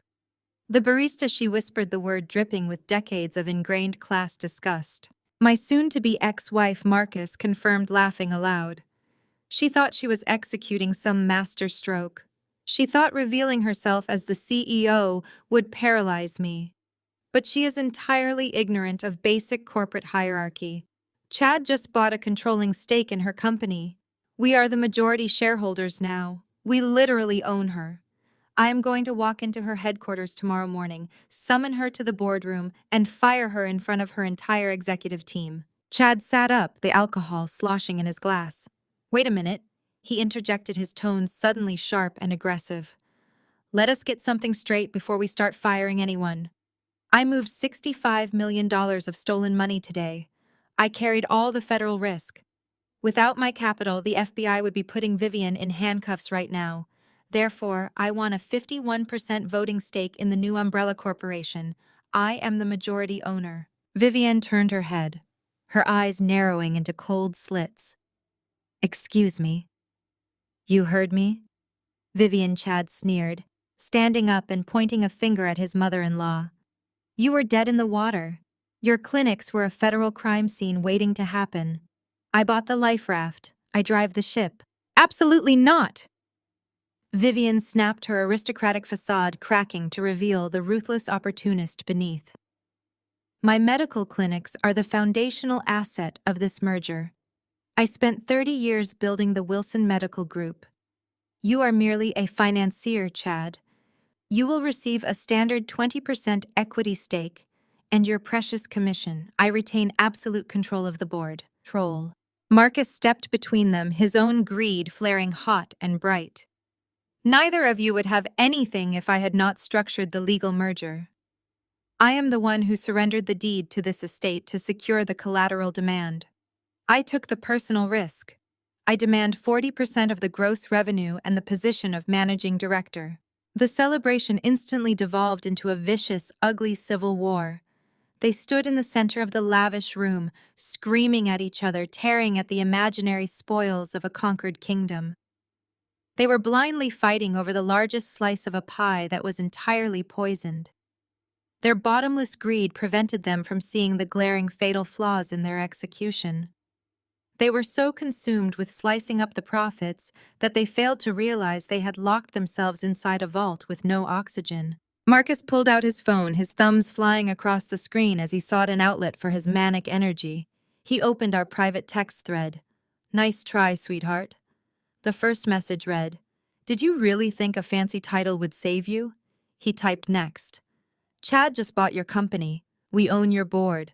We own your patents. We own you. I sat in the quiet, climate-controlled environment of my penthouse, watching the messages populate on my secure screen. Andre stood behind me, his arms crossed over his chest, his eyes fixed on the massive digital dashboard we had set up on the wall monitor. The screen was a mosaic of federal banking alerts, corporate registry updates, and dark web financial trackers. They are celebrating. I noted, my voice devoid of any emotion. Marcus is texting me threats. He thinks they executed a hostile takeover. Andre let out a low, rumbling chuckle. It is fascinating to watch the psychology of the elite when they are cornered. They truly believe their money makes them immune to gravity. I looked at the primary tracking window. The $65 million Chad had wired was sitting frozen in a heavily monitored federal escrow account. The offshore shell company he used to route the money had been instantly flagged by the SWIFT banking network. Tell me the status of the traps, I instructed, leaning back in my chair. Andre tapped his tablet. Phase 1 is complete. The Securities and Exchange Commission just received the automated whistleblower packet containing Chad's IP address, his firm login credentials, and the exact routing numbers of the stolen client funds. His wealth management firm's internal compliance software has been forcefully overridden by the federal audit. They know the money is gone.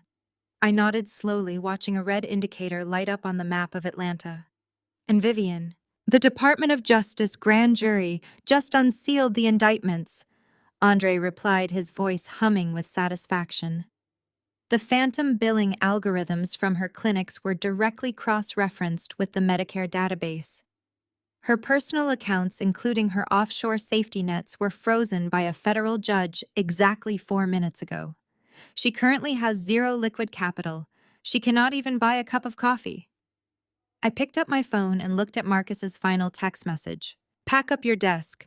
I will be there at 9 a.m. to have security escort you out of my building.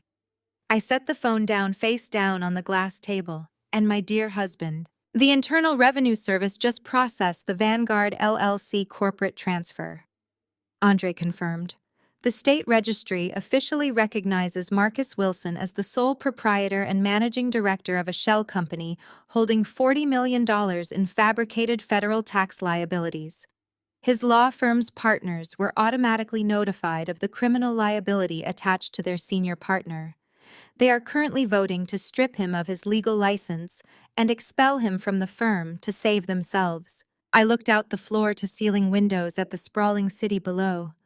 The Wilson family was currently standing in the grand foyer of a mansion that I now legally owned, drinking expensive champagne and viciously fighting over a company that had just handed them over to the federal government. They had swallowed the bait, the hook, and the entire fishing line. Their absolute blinding greed had driven them straight into the abyss, and all I had to do was sit in the quiet dark and watch them fall. The heavy mahogany doors of Fulton County Family Courtroom 402 closed with a solid, echoing thud. The sound instantly severed us from the bustling hallway outside, plunging the space into a suffocating, static stillness. The air in the room was stale thick with the smell of floor wax and polished oak. The oppressive silence was designed to intimidate, to make those sitting at the petitioner tables feel small beneath the towering wooden bench of the presiding judge. I sat perfectly rigid, my hands folded neatly on the table in front of me, absorbing the stifling atmosphere without a single flinch. Marcus strode through the swinging wooden gate separating the gallery from the bench with the swagger of a conquering emperor. He adjusted his platinum cufflinks, his chest puffed out beneath his bespoke Italian suit. He looked practically radioactive with smugness. He genuinely believed that the events of the previous afternoon had cemented his absolute supremacy. He believed Chad had successfully purchased a controlling stake in Nova Health. He believed he was now the master of a billion-dollar medical empire. Most of all, he believed his threatening text messages had broken my spirit entirely. He did not even look at me as he took his seat at the respondent's table. He simply smirked at his lead counsel, an aggressively tanned bulldog of a man named Sterling, whose reputation for destroying spouses in high-asset divorces was legendary in Atlanta. Judge Eleanor Vance, a woman known for her zero-tolerance policy regarding courtroom theatrics, peered over her reading glasses as she opened the case file. "We are here for the preliminary asset division and custody arrangement in the matter of Wilson versus Wilson," she stated, her voice dry and mechanical. "Counsel, I understand you have an opening declaration regarding the marital estate." Sterling stood up, buttoning his suit jacket. He did not just present a legal argument, he delivered a theatrical execution. "Your Honor," Sterling boomed, his voice designed to echo off the wood-paneled walls, "we are here today to expedite the severing of a parasitic attachment. My client, Mr. Marcus Wilson, is a pillar of the Atlanta legal and corporate community. He brings immense generational wealth, social standing, and business acumen to this courtroom. The petitioner, Maya Wilson, brought absolutely nothing to this marriage. She was a community college dropout serving coffee when my client took pity on her." I let my gaze slowly pan across the room. I looked at the exhausted court reporter typing away mechanically. I looked at Judge Vance, whose expression remained entirely impassive. I looked at Sterling, waving his manicured hands to emphasize his insults. And finally, I let my eyes rest on Marcus. He was leaning back in his heavy leather chair, an arrogant, self-satisfied grin plastered across his face. He was drinking in the humiliation they were trying to inflict upon me. During the course of this marriage, Sterling continued, his tone dripping with weaponized classism. "The petitioner has contributed zero financial value to the marital estate. She has demonstrated severe mental instability and a complete lack of corporate understanding. Yet she sits here today expecting a windfall. We anticipate she will demand half of the joint savings accounts, half of the investment portfolios, and most egregiously, a 50% stake in the Wilson family's ancestral Buckhead estate. We are prepared to litigate these extortionate demands to the fullest extent of the law. We respectfully submit that the petitioner is entitled to nothing but a modest temporary spousal support stipend, provided she surrenders full physical custody of the minor child due to her documented emotional instability." Sterling sat down looking immensely pleased with himself. Marcus patted him on the shoulder, a silent congratulation for a brutal opening strike. Judge Vance turned her piercing gaze toward my table. My attorney, a quiet, meticulously prepared woman named Sarah, whom Andre had vetted personally, sat perfectly still. She had strict instructions. She simply nodded to me.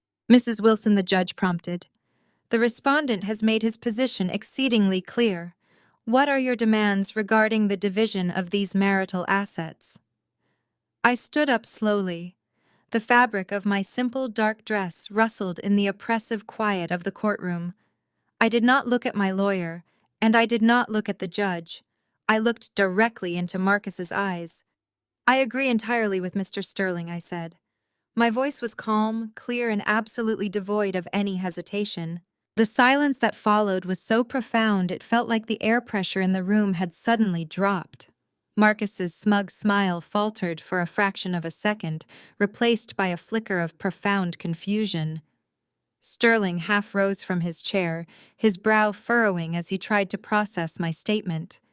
Judge Vance frowned, leaning forward.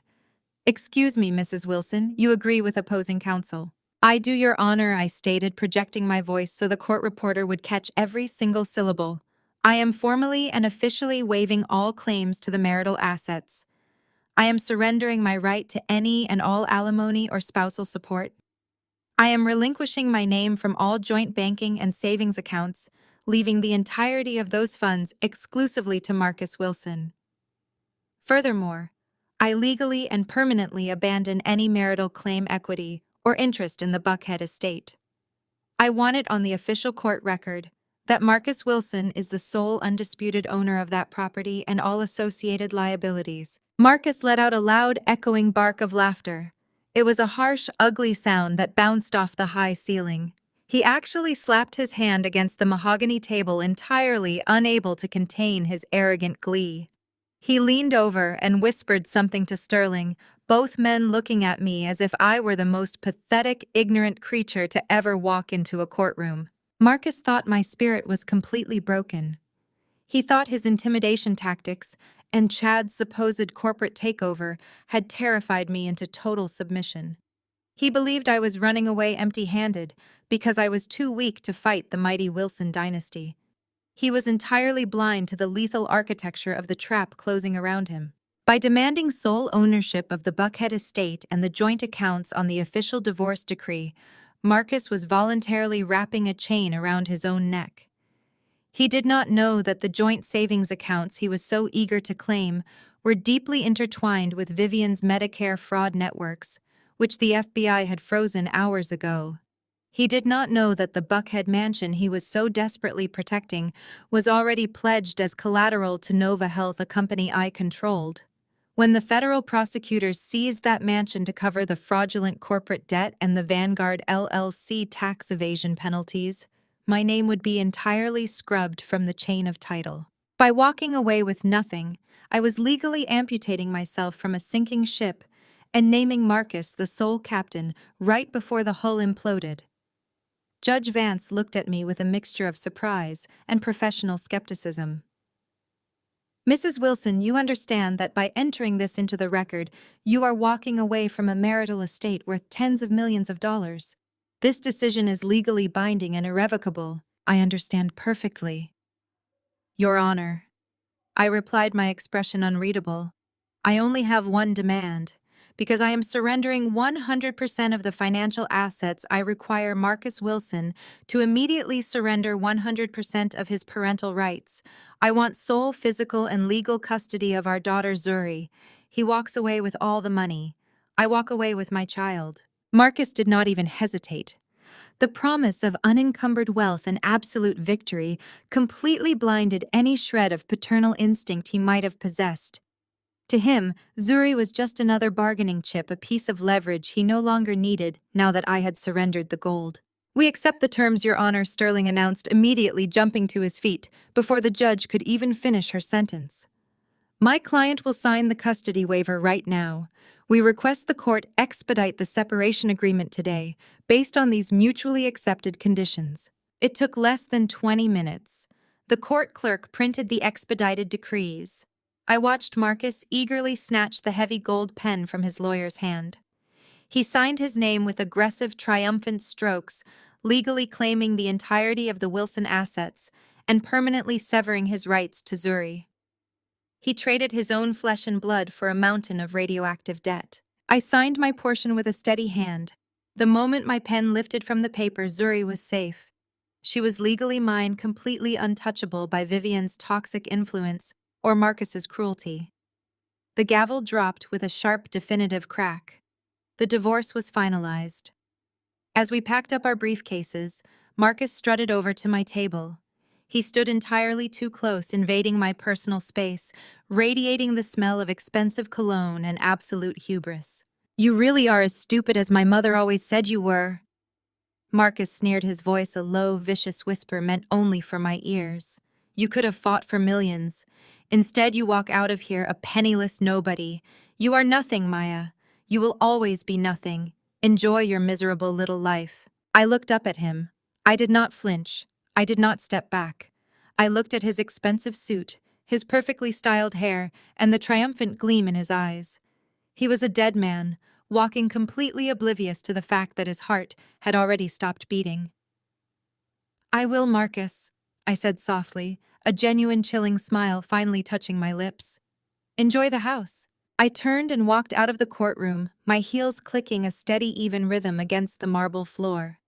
I pushed through the heavy mahogany doors and stepped out into the bright, sunlit hallway of the courthouse. I pulled my phone from my purse and checked the time. It was exactly 10 in the morning. Right on schedule, my phone vibrated with a breaking news alert from CNN. I opened the notification and watched the live aerial footage. A fleet of black federal tactical vehicles was currently swarming the gates of the Buckhead estate. Heavily armed FBI agents in windbreakers were pouring out of the vans, carrying battering rams and empty cardboard boxes, ready to seize the property Marcus had just fought so hard to own. I slipped the phone back into my purse and walked out into the warm Atlanta sun, leaving Marcus Wilson behind in the dark. I sat in the quiet, dimly lit sanctuary of my penthouse, watching the live, high-definition feed of the Piedmont Country Club ballroom on my wall monitor.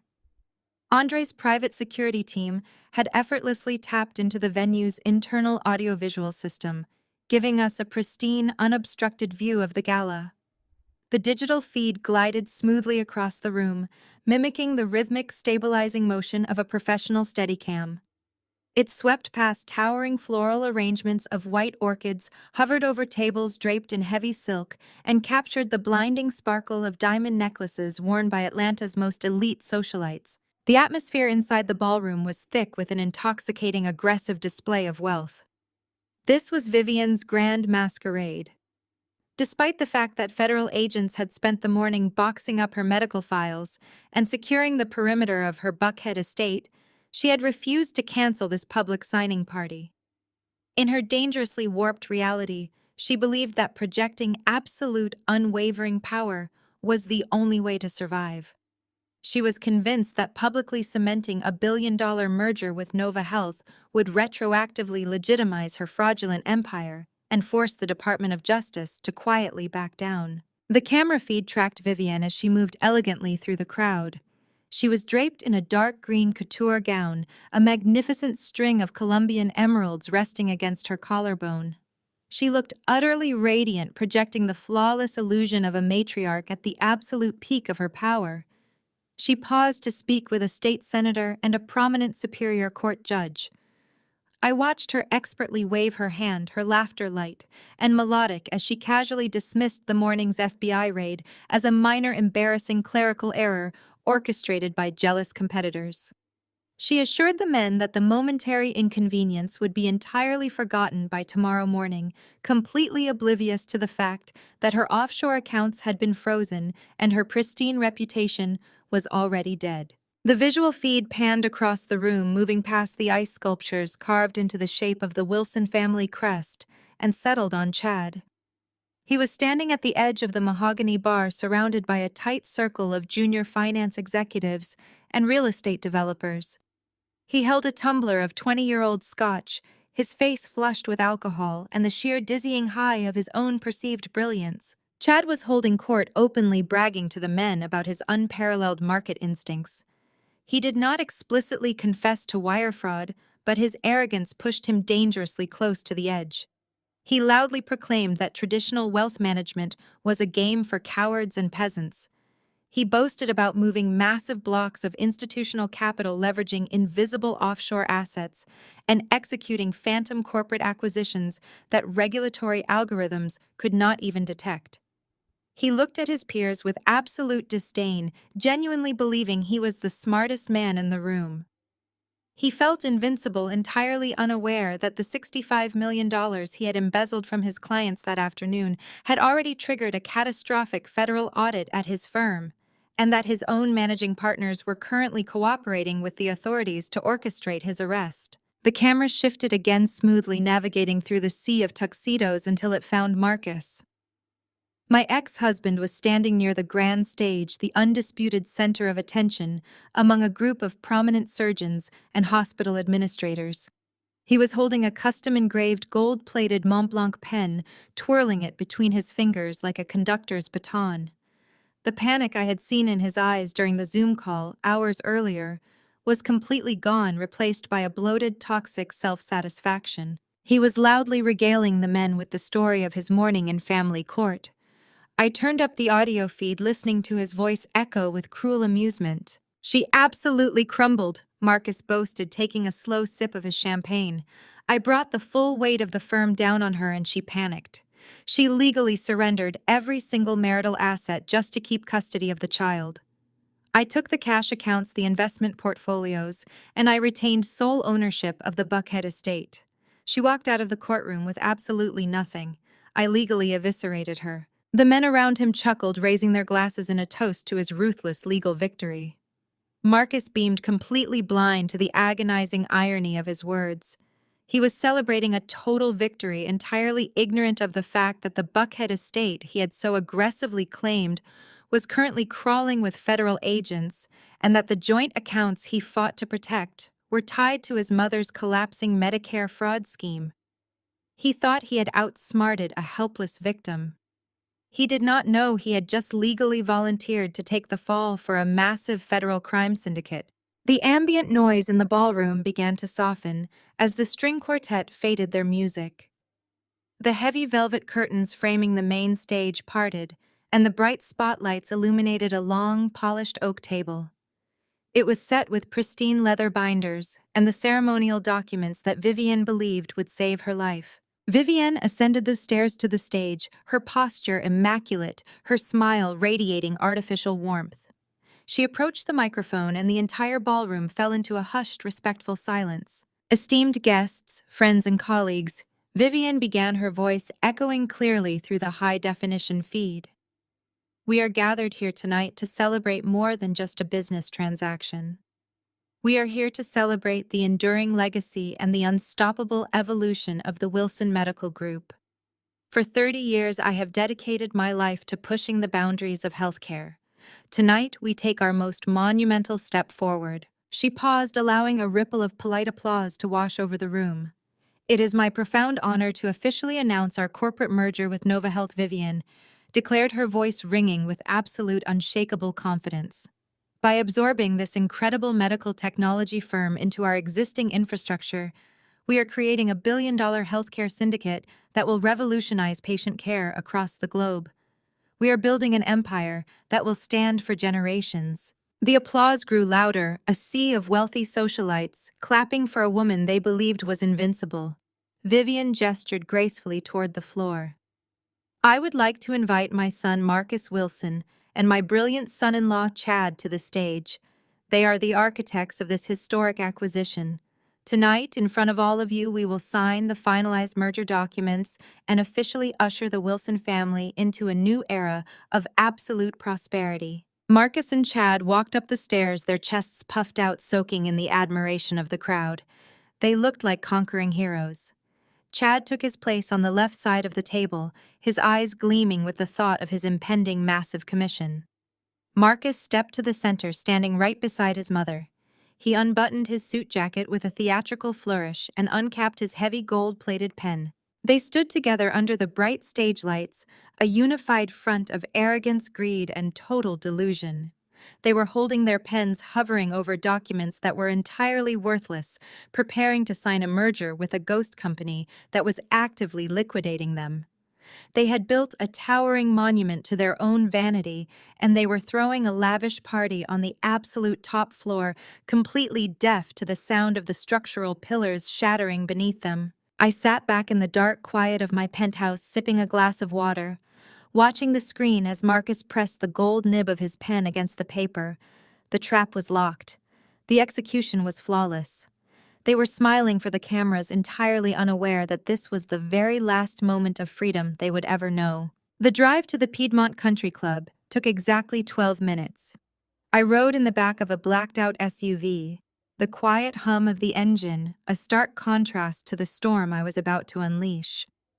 I smoothed the crisp lapels of my custom-tailored midnight blue suit.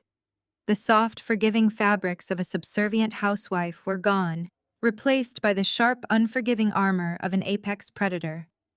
Andre sat across from me, checking his platinum wristwatch. "The federal marshals have secured the perimeter of the club," Andre stated, his voice thrumming with anticipation. "It is time to drop the curtain." As we pulled up to the grand entrance, the valet staff froze, stepping back as federal agents swarmed the portico.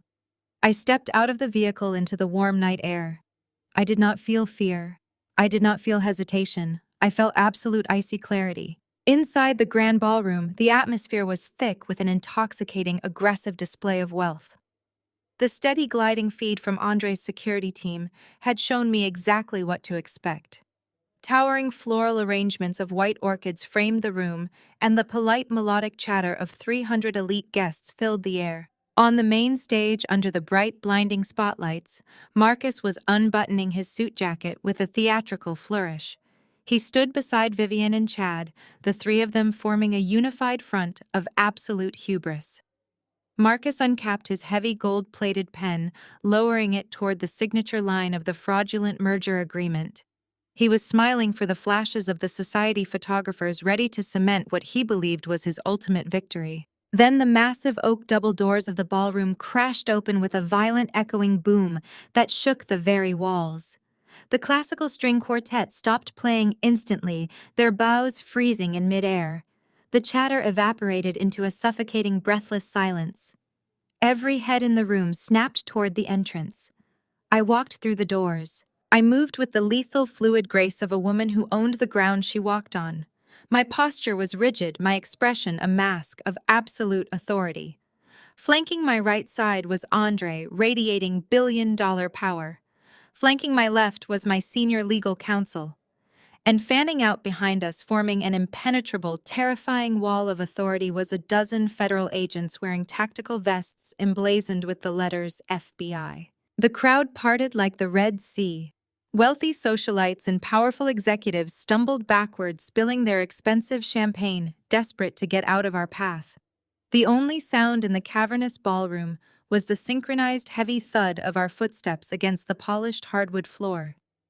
On the stage, the illusion of the Wilson dynasty instantly shattered. Vivienne's jaw went slack. The color completely drained from her perfectly contoured face, leaving her looking hollow and aged. Chad dropped his tumbler of scotch. The heavy crystal shattered against the stage floor, the sharp noise slicing through the silence, but he did not even look down. He was staring at the federal windbreakers, his eyes wide with the sudden suffocating realization of his own doom. But Marcus was different. His ego was so massive, so deeply ingrained in his psyche, that it actively repelled reality. He looked at me, striding down the center aisle, and his handsome face contorted into a mask of pure, unadulterated rage. He slammed his gold pen down on the oak table and marched forward to the edge of the stage. "What is the meaning of this?" Marcus roared, his voice cracking with fury. "How did you get past security? You psychotic, bitter woman! You have absolutely no right to be here." He turned toward the bewildered club managers standing near the catering tables. "Guards, remove this woman immediately. She is a trespasser. She is unstable. Throw her out of this building right now." I did not stop walking. I did not even blink. We reached the base of the stage and stopped. Marcus pointed a shaking finger directly at my face. You are pathetic, Maya. You show up here with a fake security detail to ruin the biggest night of my life just because you walked away from divorce court with nothing. You are a penniless nobody. Get out of my sight before I have you arrested for trespassing and harassment. Andre stepped forward, placing himself smoothly between me and Marcus. He looked up at my ex-husband with an expression of profound, chilling amusement. He reached out and casually swatted Marcus's pointing finger away. I strongly advise you to lower your voice, Marcus Andre said, his tone conversational but laced with absolute menace. You are currently yelling at the most powerful person in this room. Marcus scoffed a wild, manic sound. Powerful? She is a bankrupt barista. She is nothing. And what are you doing with her, Andre? You are supposed to be my partner. We just merged our companies. Andre smiled, a slow, predatory baring of teeth. We did not merge anything, Marcus, and we are certainly not partners. Andre turned his back on Marcus and faced the sea of terrified, silent guests. He projected his voice so it carried to the very back of the ballroom, ensuring that every single member of Atlanta's elite heard the execution. Ladies and gentlemen, Andre announced, his voice ringing with absolute authority. There seems to be a profound misunderstanding regarding the structure of tonight's event. The Wilson Medical Group has not acquired Nova Health. Chad's $65 million equity purchase has been seized by the federal government as stolen funds. A collective gasp rippled through the crowd. Chad let out a strangled, pathetic whimper and took a step backward, looking frantically for an exit that did not exist. 2 FBI agents immediately moved to block the stage stairs. Furthermore, Andre continued silencing the murmurs. I am merely a board member. I do not run Nova Health. Allow me to formally introduce the founder, the primary patent holder, and the undisputed chief executive officer of Nova Health. Andre turned and extended his hand toward me. Maya. The silence that followed was absolute. It was a heavy, crushing vacuum that sucked the air out of the room. Marcus stopped breathing. His body went entirely rigid. He stared at me, his eyes darting frantically across my face, desperately searching for a punchline, a trick, a lie. His brain physically could not process the data.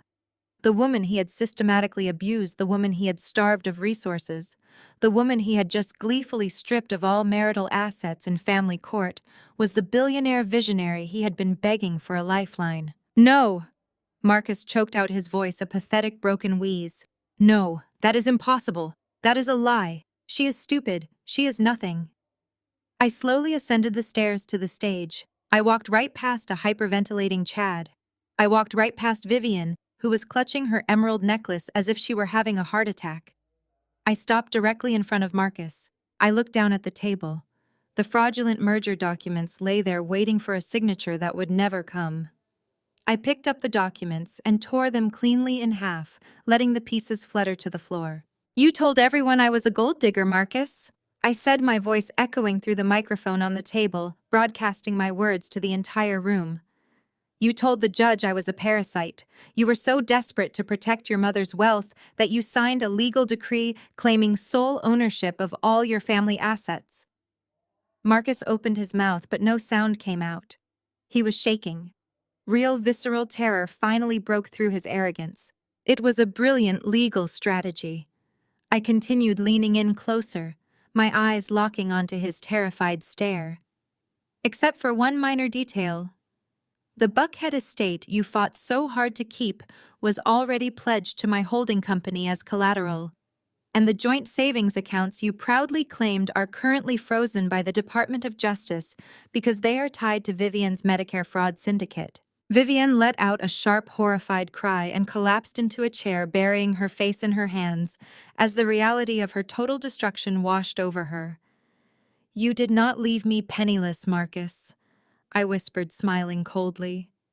You legally volunteered to take the fall for $1 billion criminal enterprise.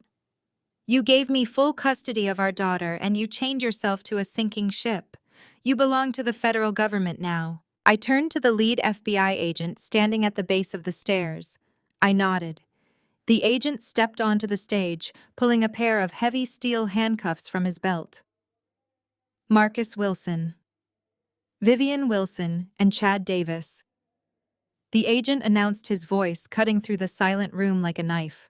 You are all under arrest for wire fraud, embezzlement, and conspiracy to defraud the federal government. Chad immediately dropped to his knees, sobbing uncontrollably, begging the agents for a deal. Vivian sat frozen, her eyes wide and vacant, completely catatonic as an agent pulled her arms behind her back. But Marcus fought. He thrashed and screamed as two agents grabbed his arms, shoving him face first onto the polished oak table. The gold-plated pen clattered to the floor, rolling away into the shadows. Maya. Marcus screamed, his face pressed against the wood, his voice raw with pure, unadulterated panic as the cold steel clicked around his wrists. Maya, you cannot do this. I am your husband. We are family. Please. I stood at the edge of the stage, looking down at the pathetic, broken man who had once thought he was a god. We are not family, Marcus, I said softly, turning my back on him. You are just a bad investment I finally liquidated. I walked down the stairs and straight through the parted crowd, the sound of Marcus's desperate screaming pleas fading behind me as I stepped out into the clean, cool night air. I had turned my back on Marcus, prepared to walk out of that ballroom and leave the wreckage of the Wilson dynasty behind me forever. But as my foot touched the first step descending from the stage, I stopped. The execution was not yet complete. Marcus and Chad were merely the aggressive, arrogant enforcers of this corrupt empire. The true architect of my misery, the woman who had orchestrated my suffering with the cold, detached precision of a sociopath, had not yet received her final invoice. I turned back around. The federal agents, highly trained to read the dynamics of a room, paused in their movements. They held Marcus and Chad firmly by their arms, their steel handcuffs gleaming under the stage lights. But they remained silent, granting me the floor. The entire ballroom, filled with 300 of Atlanta's most powerful elite, held its collective breath. I walked slowly back to the center of the stage, coming to a stop directly in front of Vivian. If a camera were tracking this exact moment, it would be whipping back and forth in a rapid, continuous motion, capturing the jarring, absolute contrast between us. On one side of the frame was my face, a mask of absolute, undisturbed tranquility. My heart rate was steady, my breathing was slow. I felt nothing but the pristine clarity of a mathematician watching an equation resolve perfectly into zero. On the other side of the frame was Vivian Wilson. The untouchable matriarch was actively, physically unraveling. Her perfectly contoured face had turned a sickly, translucent shade of gray. The emeralds at her throat vibrated violently as she hyperventilated, her chest heaving with short, terrified gasps. Her eyes, usually cold and calculating, were wide with a primal, suffocating panic. She was staring at me not as a former daughter-in-law, but as an apex predator that had just materialized in her living room. You thought the federal indictments for Medicare fraud were the climax of your evening. Vivian, I said, my voice echoing through the silent, cavernous ballroom, you thought going to prison was the worst thing that could possibly happen to you tonight. Vivian opened her mouth, but her throat was too dry to produce a sound. She gripped the edge of the polished oak table, her knuckles turning stark white as she tried to keep herself from collapsing completely. Andre stepped forward from the shadows of the stage wing. In his hands, he carried a thick black leather-bound dossier. He did not hand it to Marcus's lawyers. He bypassed the federal agents and handed it directly to me. I took the heavy file and dropped it onto the center of the oak table.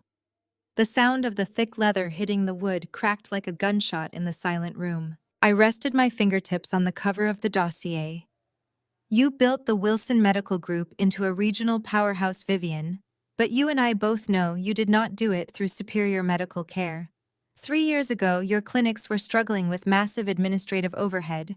You needed a way to streamline your operations, and more importantly, you needed a way to automate the aggressive upcoding and phantom billing schemes that were keeping you afloat. Vivian's eyes darted wildly toward the crowd, realizing with absolute horror that her elite peers, her investors, and her country club friends were listening to every single word. You needed elite software. I continued, my voice calm, projecting absolute authority. So you sought out the best predictive diagnostic and billing algorithm on the market, a proprietary system known as Aegis. But when you saw the corporate licensing fees, your inherent arrogance took over. You believed that because you were Vivian Wilson, the rules of intellectual property did not apply to you. You hired a shadow IT firm in Eastern Europe to pirate the core source code of the Aegis software, reverse engineer it, and integrate it into every single terminal across your 65 clinics. I opened the black dossier and flipped it around so it faced her. The pages were filled with thousands of lines of raw, highlighted code alongside deeply classified corporate registry documents. What you did not know, Vivian, and what your bargain basement hackers failed to detect, was that Aegis was the foundational prototype built by Nova Health. I wrote that code, I built that algorithm, and I embedded a microscopic dormant tracking sequence deep within the architecture of the software. A digital watermark that cannot be erased, altered, or silenced. Vivian stared at the pages. Her lips trembled. The sheer magnitude of the trap was finally short-circuiting her brilliant, manipulative brain. For 36 months I have watched your network operate, I stated, leaning over the table, forcing her to look into my eyes. Every single patient record you processed, every single diagnostic code you altered, every single fraudulent invoice you submitted to the federal government carried the Nova Health watermark. You did not just steal my property to run your business. You used my property to commit federal crimes. You have no proof. Vivian choked out, her voice a fragile, ragged whisper. Her aristocratic facade was entirely gone. She was begging gravity not to pull her down. You cannot prove we knew the software was proprietary. I smiled. It was a terrible, freezing expression. I do not need to prove your intent, Vivian. I only need to prove unauthorized usage. And the automated data logs generated by your own servers have already done that for me. I tapped the heavy leather folder. This dossier contains the official civil litigation filing from Nova Health. We are suing the Wilson Medical Group, its subsidiaries, its holding companies, and you personally for willful copyright infringement, corporate espionage, and massive intellectual property theft. The silence in the ballroom was absolute. Even the federal agents stood perfectly still watching the corporate execution unfold. Because you used our stolen technology to generate illicit revenue. I continued, my voice dropping to a dangerous conversational volume. We are not just suing for licensing fees. We are suing for punitive damages and total revenue disgorgement. We are holding you personally liable, piercing the corporate veil of your LLCs. The total compensation demanded in this lawsuit is $150 million. A collective audible gasp swept through the 300 guests in the ballroom. People physically recoiled. $150 million was not a lawsuit. It was an extinction-level event. Vivian physically staggered backward. The breath was completely knocked out of her lungs. No, she gasped, shaking her head frantically. No, that is impossible. You cannot do this. The company does not have that kind of liquidity. We do not have it. I know you do not have it, I replied, my voice steady and completely devoid of mercy. That is the entire point. The $150 million judgment will instantly trigger an involuntary Chapter 7 bankruptcy for the Wilson Medical Group. Your clinics will be liquidated. Your medical licenses will be revoked. But it does not stop there. Because we are piercing the corporate veil, the courts will seize everything you own to satisfy the debt. I stepped around the table, backing Vivian toward the edge of the stage. They will seize the Cayman's accounts you thought the IRS did not know about. They will seize the vintage cars in your garage. They will seize the art on your walls. They will seize the emeralds currently hanging around your neck. Every single asset you have spent your entire life hoarding, every piece of wealth you have ever used to belittle, humiliate, and destroy people you deemed beneath you, now legally belongs to me. Vivian collapsed. Her legs simply gave out beneath her and she crumpled to the floor of the stage, her expensive couture gown pooling around her in a dark green puddle. She looked up at me, her face streaked with mascara, the absolute terror of utter destitution breaking her mind. Please, Maya, she begged, her voice cracking as she openly wept in front of Atlanta's highest society. Please, we can negotiate. I will give you a seat on the board. I will give you whatever you want. Just please do not take everything. I am an old woman. I cannot start over. Please do not do this to me. The great Vivian Wilson, the woman who had treated me like a stray dog. The woman who had orchestrated the theft of my child was currently on her hands and knees on a stage weeping and begging a barista for mercy. I looked down at her. I felt no pity. I felt no hesitation. I only felt the clean, absolute finality of justice. You taught me that in this world people only respect power, Vivian, I said softly, looking down at her trembling form. You told me I was worthless because I had no capital. You made me bleed because you thought you could afford the cleanup. I am just applying the business model you taught me. I turned back to the federal agents who were watching the scene with quiet professional detachment. She is all yours, I told the lead agent.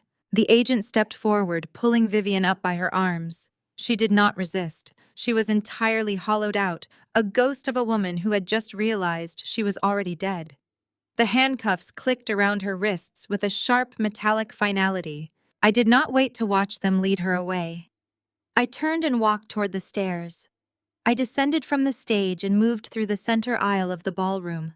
The crowd of elites, the very people who had looked down their noses at me just hours before, parted silently, refusing to make eye contact, shrinking back in absolute terror of the woman who had just vaporized a billionaire dynasty with a single file folder. I pushed through the heavy mahogany doors and stepped out into the clean, cool night air, leaving the ruins of the Wilson family behind me forever. The heavy mahogany doors swung shut behind me, abruptly muting the chaotic screaming aftermath inside the ballroom.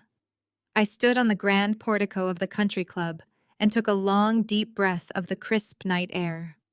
The flashing red and blue lights of a dozen federal cruisers bathed the towering white columns in a rhythmic, pulsing glow.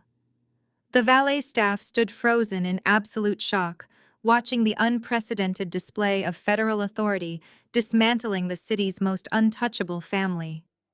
My waiting vehicle idled quietly at the bottom of the sweeping stone steps. Andre stood patiently by my side, offering me a moment of profound, undisturbed peace. But the night was not quite finished. Before I could descend the stairs, the heavy doors burst open again with a violent crash. Two burly federal agents marched out onto the portico, dragging Chad bodily between them. He was stumbling blindly, his expensive Italian leather shoes scraping harshly against the stone pavement. His custom-tailored tuxedo, the exact suit he had proudly smoothed just an hour ago while bragging to a circle of sycophants about his financial genius, was twisted and disheveled. The sharp, arrogant edge he had carried all evening had completely evaporated. I stopped at the top of the steps and turned around, crossing my arms. The physical space around Chad seemed to shrink rapidly, compressing into a tight, suffocating box.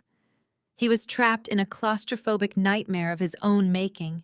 His chest heaved with shallow, rapid breaths. He was hyperventilating, his eyes darting frantically from the stone pillars to the flashing police lights, and finally to the unyielding grip of the agents holding his arms. The paralyzing reality of federal custody was crushing his lungs. The brilliant, untouchable broker was suddenly reduced to a terrified, cornered animal. He looked up and saw me standing there, an immaculate portrait of calm authority. Maya. Chad gasped, his voice a pathetic, high-pitched wheeze. Maya, you have to tell them. Tell them this is a mistake. I am just a broker. I did not know about Vivian's fraudulent billing. I just executed the trades. I am innocent. You know I am innocent. Chad. A shrill, piercing voice shattered the quiet night. Chloe came rushing up the sweeping driveway from the valet waiting area. She was draped in a silver sequined gown, clutching a diamond-encrusted handbag, looking every inch the entitled, spoiled heiress she believed herself to be. She completely ignored the flashing police lights and the stern faces of the federal marshals. Her worldview was so deeply insulated by privilege that she genuinely believed she could simply yell her way out of a federal raid. "Get your hands off my husband!" Chloe shrieked, marching right up to the federal agents. She pointed a manicured finger directly at the lead agent's chest. "Do you have any idea who we are? We are the Davis family. My husband manages billions of dollars. You are making a massive career-ending mistake. Release him right now before I call the chief of police and have your badges stripped." The agents did not even blink. They merely tightened their grip on Chad, forcing him to stand upright. Chad squeezed his eyes shut, wishing he could disappear into the concrete. He knew exactly what was happening, even if his wife was too blind to see it. I took a slow, deliberate step toward them. The sharp click of my heels against the stone drew Chloe's attention. She glared at me, her face contorting with absolute disgust. "What are you doing here, Maya?" Chloe sneered, stepping protectively in front of Chad. "Did you come to beg for your pathetic alimony check? You are embarrassing yourself. Get off this property before I have you arrested for stalking us." I did not raise my voice. I did not need to. I spoke with the quiet, devastating precision of a surgeon making the final incision. "I am not here for alimony, Chloe," I said smoothly. "I am here to deliver a receipt." I reached into the inner pocket of my suit jacket and withdrew a single folded sheet of paper. I held it out toward Chad, his eyes locked onto the document, his pupils dilating with pure, unadulterated terror. He recognized the heavy watermark on the premium paper. "Do you remember our meeting last month, Chad?" I asked, my voice carrying clearly over the idling engines of the police cruisers. "Do you remember when you cornered me in that dingy mediation room and shoved a stack of asset transfer documents in my face? You were so incredibly smug.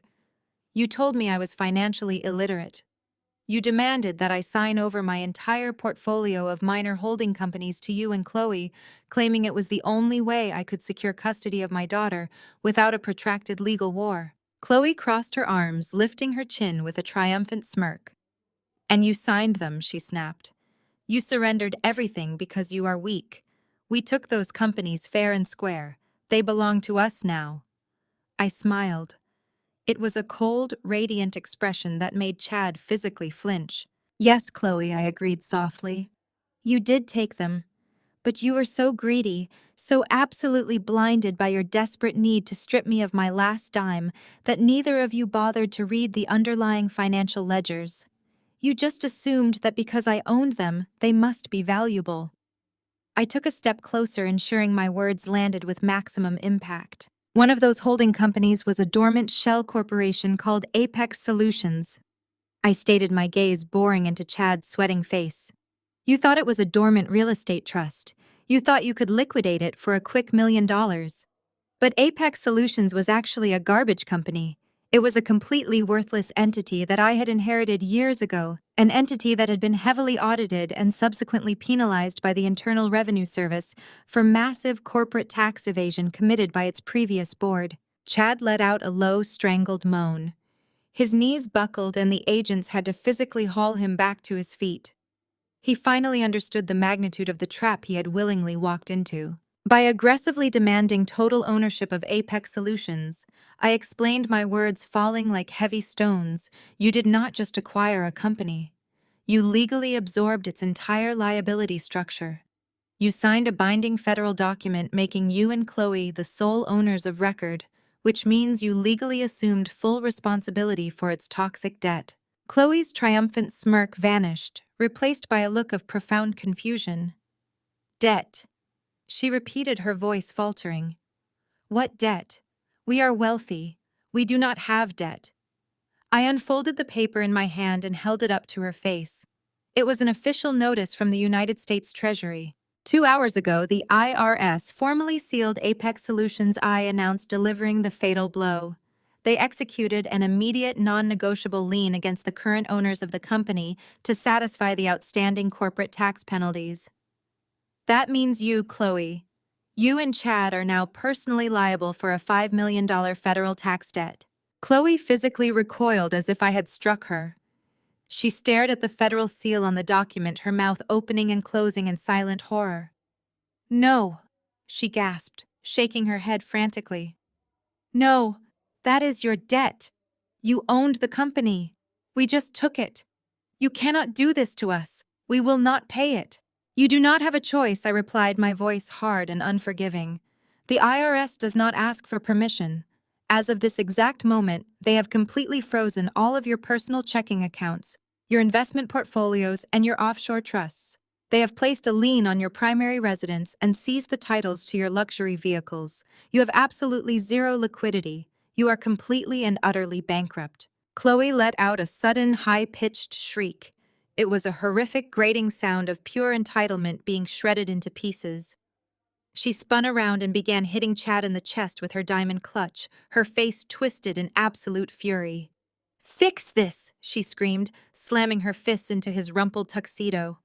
"Fix this right now, Chad. You told me you took her money. You told me we were rich. Call our bankers. Call the lawyers. Do something." Chad did not even try to defend himself against her blows. He just hung his head, sobbing openly, a broken, defeated shell of a man. "He cannot call anyone." Chloe, the lead federal agent, interrupted, his voice booming with authority. "Mr. Davis has much bigger problems than a tax lien." The agent turned his steely gaze onto Chad. "Did you really think we would not trace the source of the $65 million you wired to the Wilson Medical Group this afternoon? You knew your personal accounts were locked, so you panicked. You illegally accessed your firm's private client reserves. You embezzled $65 million of hard-working people's retirement funds and wired it to a fraudulent medical syndicate, hoping the merger would cover your tracks before the daily audit." The agent roughly spun Chad around, forcing him to face the waiting police cruiser. "You are not just going away for tax evasion, Davis," the agent growled, shoving Chad toward the open door of the vehicle. "You are going to federal prison for massive corporate embezzlement and wire fraud." Chad let out a devastating, animalistic wail as the agent pushed him down into the back seat of the cruiser. The heavy door slammed shut behind him, sealing him inside a cage of reinforced steel and shatterproof glass. The suffocating reality of his new life had officially begun. He was ruined. He had lost his freedom, his reputation, and every single cent he had ever stolen. Chloe stood frozen on the stone pavement, completely, entirely alone. The realization of her total destitution finally bypassed her arrogance and struck her core. She had no money. She had no husband. She had no status. She was facing a $5 million federal tax debt with absolutely zero resources to her name. She dropped her diamond clutch. It hit the pavement, scattering expensive cosmetics and credit cards that were now completely worthless across the stone. She fell to her knees, her sequined gown tearing against the rough concrete, and unleashed a blood-curdling, hysterical scream that echoed wildly across the pristine manicured grounds of the Piedmont Country Club. I stood at the top of the stairs, perfectly still, watching the flashing red and blue lights reflect off her tear-streaked face. I felt no pity. I felt no remorse. I had simply handed them the exact life they had tried to force upon me. I turned my back on the screaming woman, stepped lightly down the stairs, and slid into the quiet, luxurious leather interior of my waiting vehicle. The trap was sprung, the debts were paid, and my empire was finally secure. I sat in the quiet, luxurious leather interior of my waiting vehicle, but I did not tell the driver to pull away just yet. The financial annihilation of the Wilson family was complete, but their social execution required one final definitive stroke. For months, Marcus had systematically cultivated the narrative of the martyred model husband. He had charmed investors, manipulated family court judges, and solicited profound sympathy from the very elite who were currently standing shell-shocked inside the country club. He had painted me as a hysterical, unstable burden who was lucky to be tolerated. It was time to introduce Atlanta high society to the real Marcus Wilson. I pulled my secure tablet from my briefcase and tapped a single command on the screen, overriding the Piedmont Country Club's entire audiovisual network one last time. Instantly, the massive digital displays inside the grand ballroom, along with the secondary screens flanking the grand outdoor portico, flickered from the Nova Health corporate logo to stark high-definition security footage. The crisp audio echoed through the heavy mahogany doors and rolled over the stunned valet staff, the federal agents, and the shattered remnants of the Wilson family. The footage was dated exactly 6 months ago. The hidden camera angle captured the grand marble foyer of the Buckhead estate. The audio was crystal clear, capturing the frantic, desperate cries of an infant. It was the night my daughter Zuri had spiked a dangerous 104-degree fever. On the massive screens, a much thinner, exhausted version of myself appeared, clutching a crying, flushed Zuri tightly against my chest. I was begging, my voice breaking with pure maternal panic, pleading for the keys to the car so I could take our daughter to the emergency room. Marcus strode into the frame, dressed in a bespoke tuxedo, casually adjusting his diamond cufflinks. "You are not ruining this gala for an overblown cold." Maya Marcus's voice hissed from the surround sound speakers, dripping with a cold, terrifying venom. "Give the child some Tylenol and stop acting like a lunatic." Then Vivian glided into the video frame, her face twisted in a cruel, aristocratic sneer. "If you walk out that door and cause a public spectacle at the hospital, I will personally ensure social services declares you an unfit mother." She threatened, her voice a chilling, calculated whisper. On the screen, my younger self tried to push past them toward the front door. Without a fraction of hesitation, Marcus raised his hand and struck me across the face with such brutal, snapping force that I crumpled against the marble wall, desperately curling my body over Zuri to shield her from the impact. The loud, sickening crack of the slap echoed through the country club speakers. A collective, horrified gasp erupted from the 300 elite guests inside the ballroom. The sound was so loud it carried out into the night air. The pristine illusion of the aristocratic Wilson family evaporated instantly, replaced by the ugly, violent reality of their abuse. At that exact moment, the federal marshals hauled Marcus out through the main doors and onto the portico. The security video was looping on the massive outdoor screens directly above his head. Marcus froze. His knees completely gave out beneath him, and the heavy-set agents had to physically haul him back to his feet by his handcuffed arms.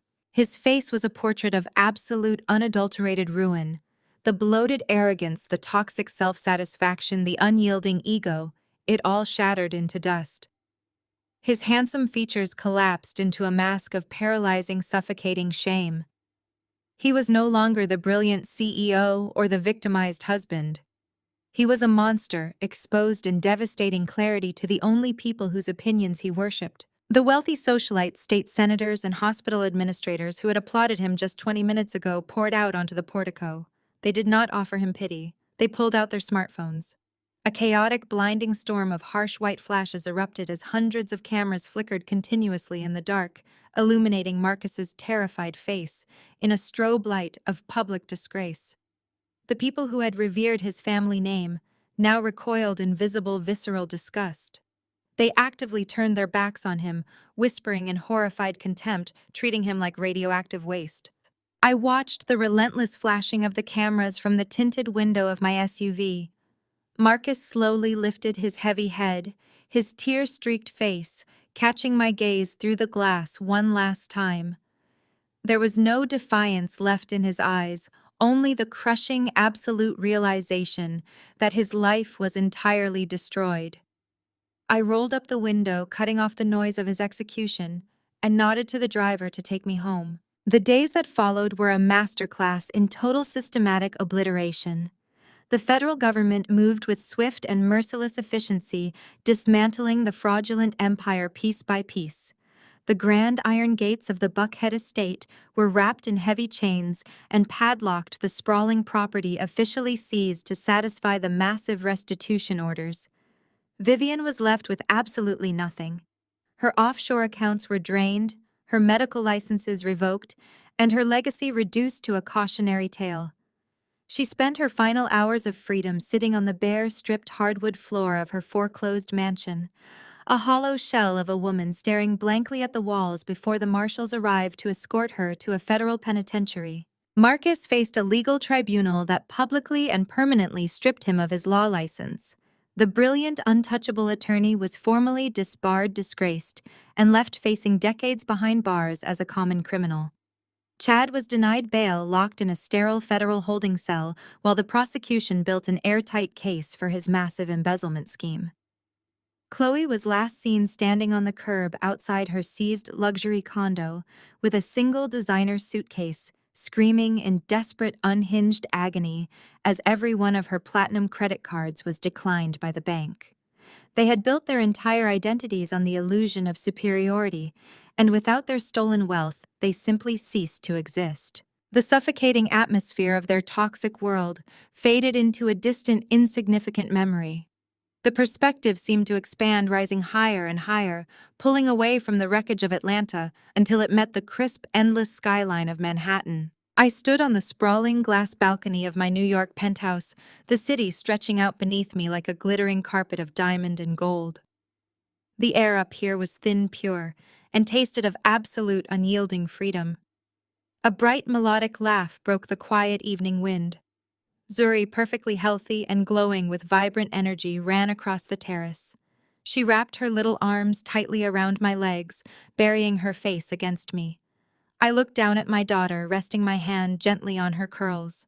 She would never know the fear, the subjugation, or the cruelty of the people who had tried to break us. She belonged to me, and our new empire was entirely secure. I lifted my gaze, looking directly ahead, staring straight through the illusion of power that ruled the world.